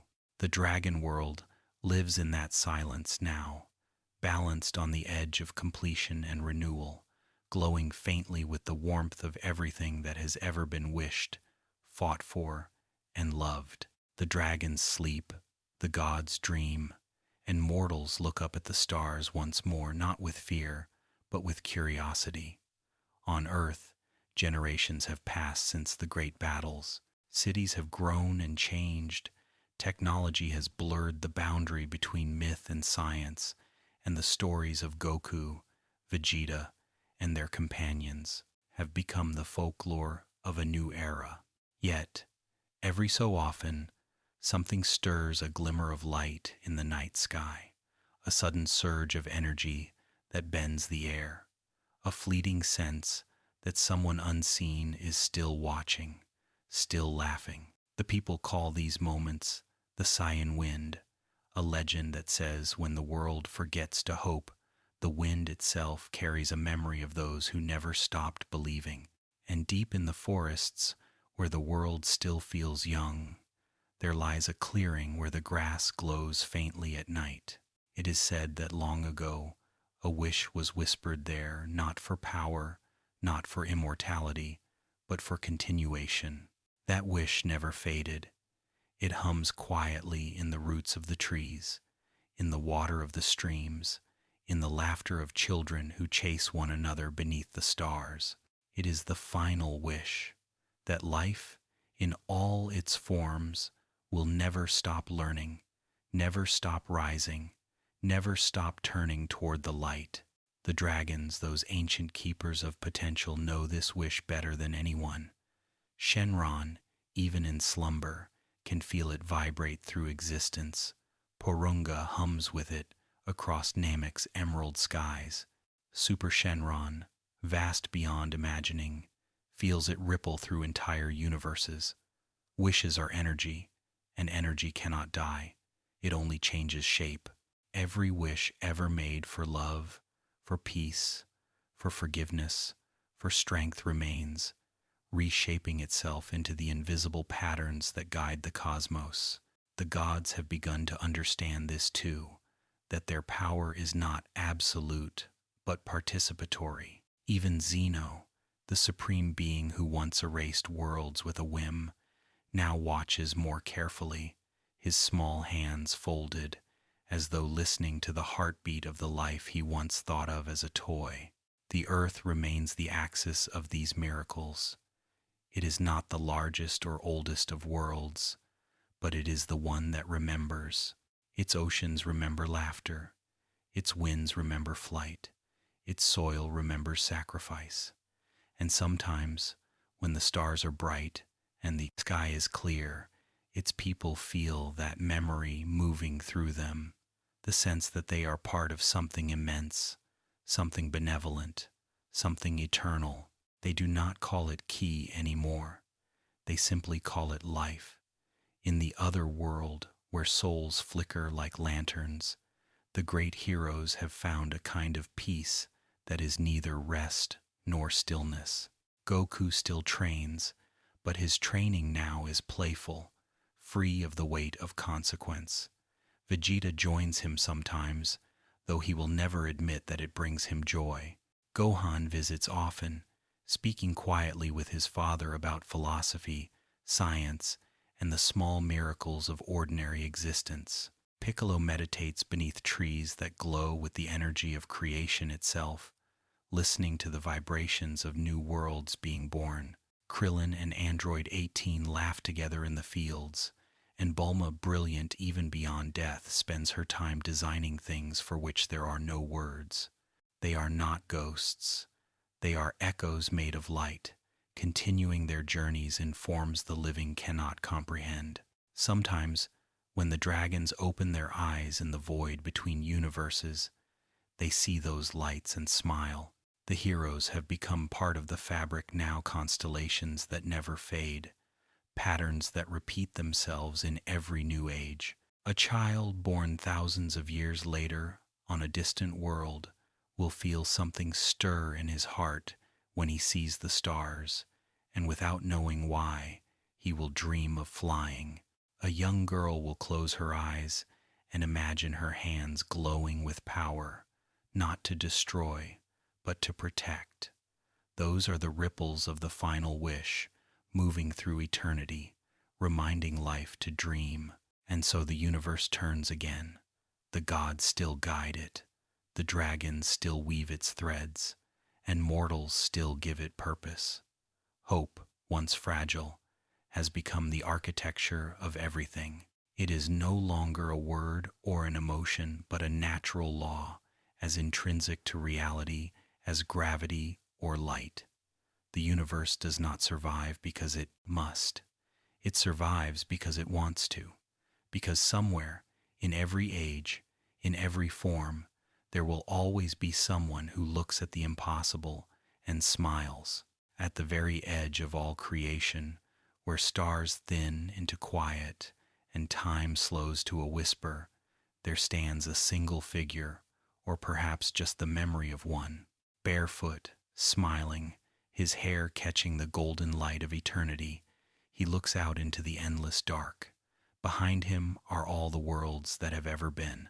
Before him all those that will be. He lifts his hand once more, not to strike, not to command, but simply to wave. And as he does, the darkness stirs, filled again with light. Galaxies bloom like flowers. The dragons awaken. Life begins again. The final wish is granted, that there will always be another tomorrow. There comes a point in every long story when the noise fades, when the wars and laughter and transformations quiet into a rhythm that feels like breathing, a rhythm that carries neither urgency nor sorrow, only balance. The Dragon Ball world, after all its explosions and awakenings, had found that rhythm at last, and though time continued its slow spin, it did so now like a cradle rocking the cosmos into rest. The gods were not absent, the dragons not gone, the mortals not forgotten. They were all still there, woven together so completely that their boundaries no longer mattered. The stars sang now. Their light pulsed not with heat but with harmony, a low cosmic music that could be felt more than heard. The angels described it as the vibration of understanding, the moment when creation recognizes itself in its own reflection. Earth's sun joined in the song, its warmth spreading across oceans that shimmered like mirrors. The mountains stood as quiet guardians of memory, their peaks glowing faintly at dawn, as if bowing to the new day. The forests whispered with life, unafraid of its own impermanence. Every blade of grass hummed with the same energy that once crackled in the key of Morans. Warriors, the energy had never vanished. It had simply learned gentleness. On a hillside not far from a small village, there was a house that had once been the center of a family whose laughter had changed universes. It stood now as part of the landscape, vines curling around its porch, wind chimes singing softly at its door. Travelers sometimes passed by and felt an odd warmth there, a sense of safety, of home, though they could not say why. Some claimed they saw a figure at dusk, sitting cross-legged in the yard, eyes half closed, smiling as if listening to something distant and kind. They would never know that the energy of that house, of that land, was steeped in Goku's spirit, in his endless joy for life itself. He had become one with what he once protected, diffused into air and soil and sunlight, as much a part of the world as the breath of its wind. Vegeta, too, had found his stillness. His legacy endured in every heartbeat of those who trained for no reason other than the satisfaction of discipline, of pushing beyond the previous day. His pride had transformed into quiet dignity, a principle that rippled through generations. His name was still spoken in stories, not as a king, not as a rival, but as the man who taught the universe that redemption is strength. And Bulma's inventions had seeded civilizations across the stars, her curiosity living on in every hand that reached to understand the unknown. In the cities that glowed beneath the night sky, people no longer fought to prove who was strongest. They competed to create, to understand, to express. The energy that had once leveled mountains now powered art, song, and innovation. The concept of battle had softened into dance. In every contest there was laughter, in every failure, gratitude. The world had matured not into utopia, but into harmony. It still changed, still faltered, still rose, but it did so now with grace. The gods visited less frequently, not because they had lost interest, but because they were no longer needed to guide. Whis still passed by on occasion, his staff glimmering faintly as he drifted above the clouds.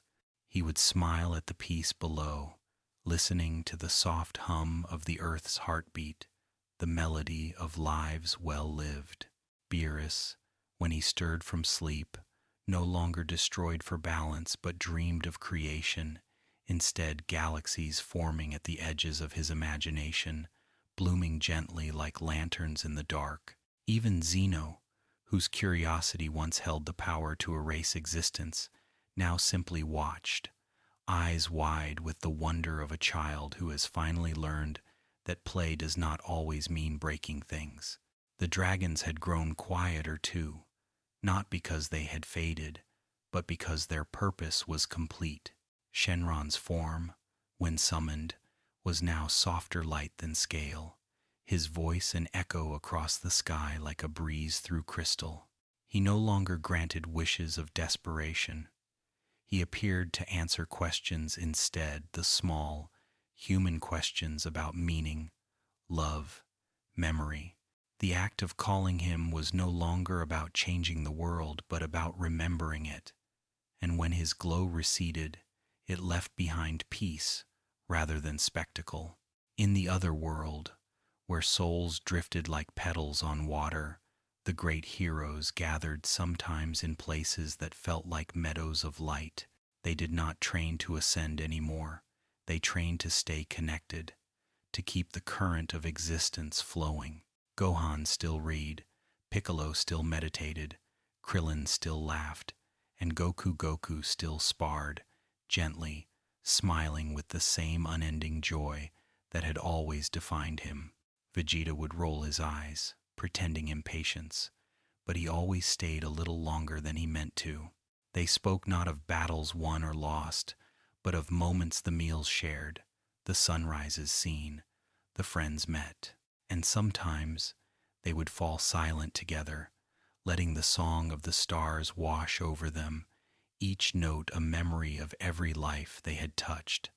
Time, by then, had become meaningless. Days, ages, and eras blurred into one long exhale of light.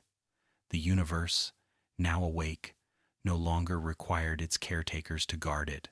It had learned the art of balance, of rebirth, of dreaming without fear.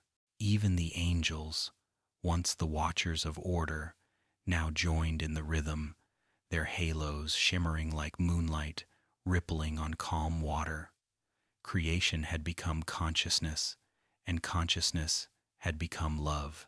And so, at the heart of all that light, the dragon world finally slept, not the sleep of endings, but of rest. Its dreams shimmered with all the stories it had told, the laughter, the loss, the promises kept and broken and remade. It dreamed of a boy chasing the horizon, of a family sharing a meal, of a planet that always found a way to heal. The stars pulsed softly to the rhythm of that dream, and every pulse was a promise that the story would never truly end. Because the dragon world was never about heroes or gods or power. It was always about life, the endless courage to live, to grow, to love, to fall, to rise again. And in that courage, in that quiet, everlasting motion, the universe found its peace. Somewhere, the wind still carries a faint, joyful echo, a voice warm and familiar, saying softly as the cosmos drifts to sleep, "Let's keep going." And the stars answer in kind, glowing brighter for just a moment, before settling once more into the eternal dream.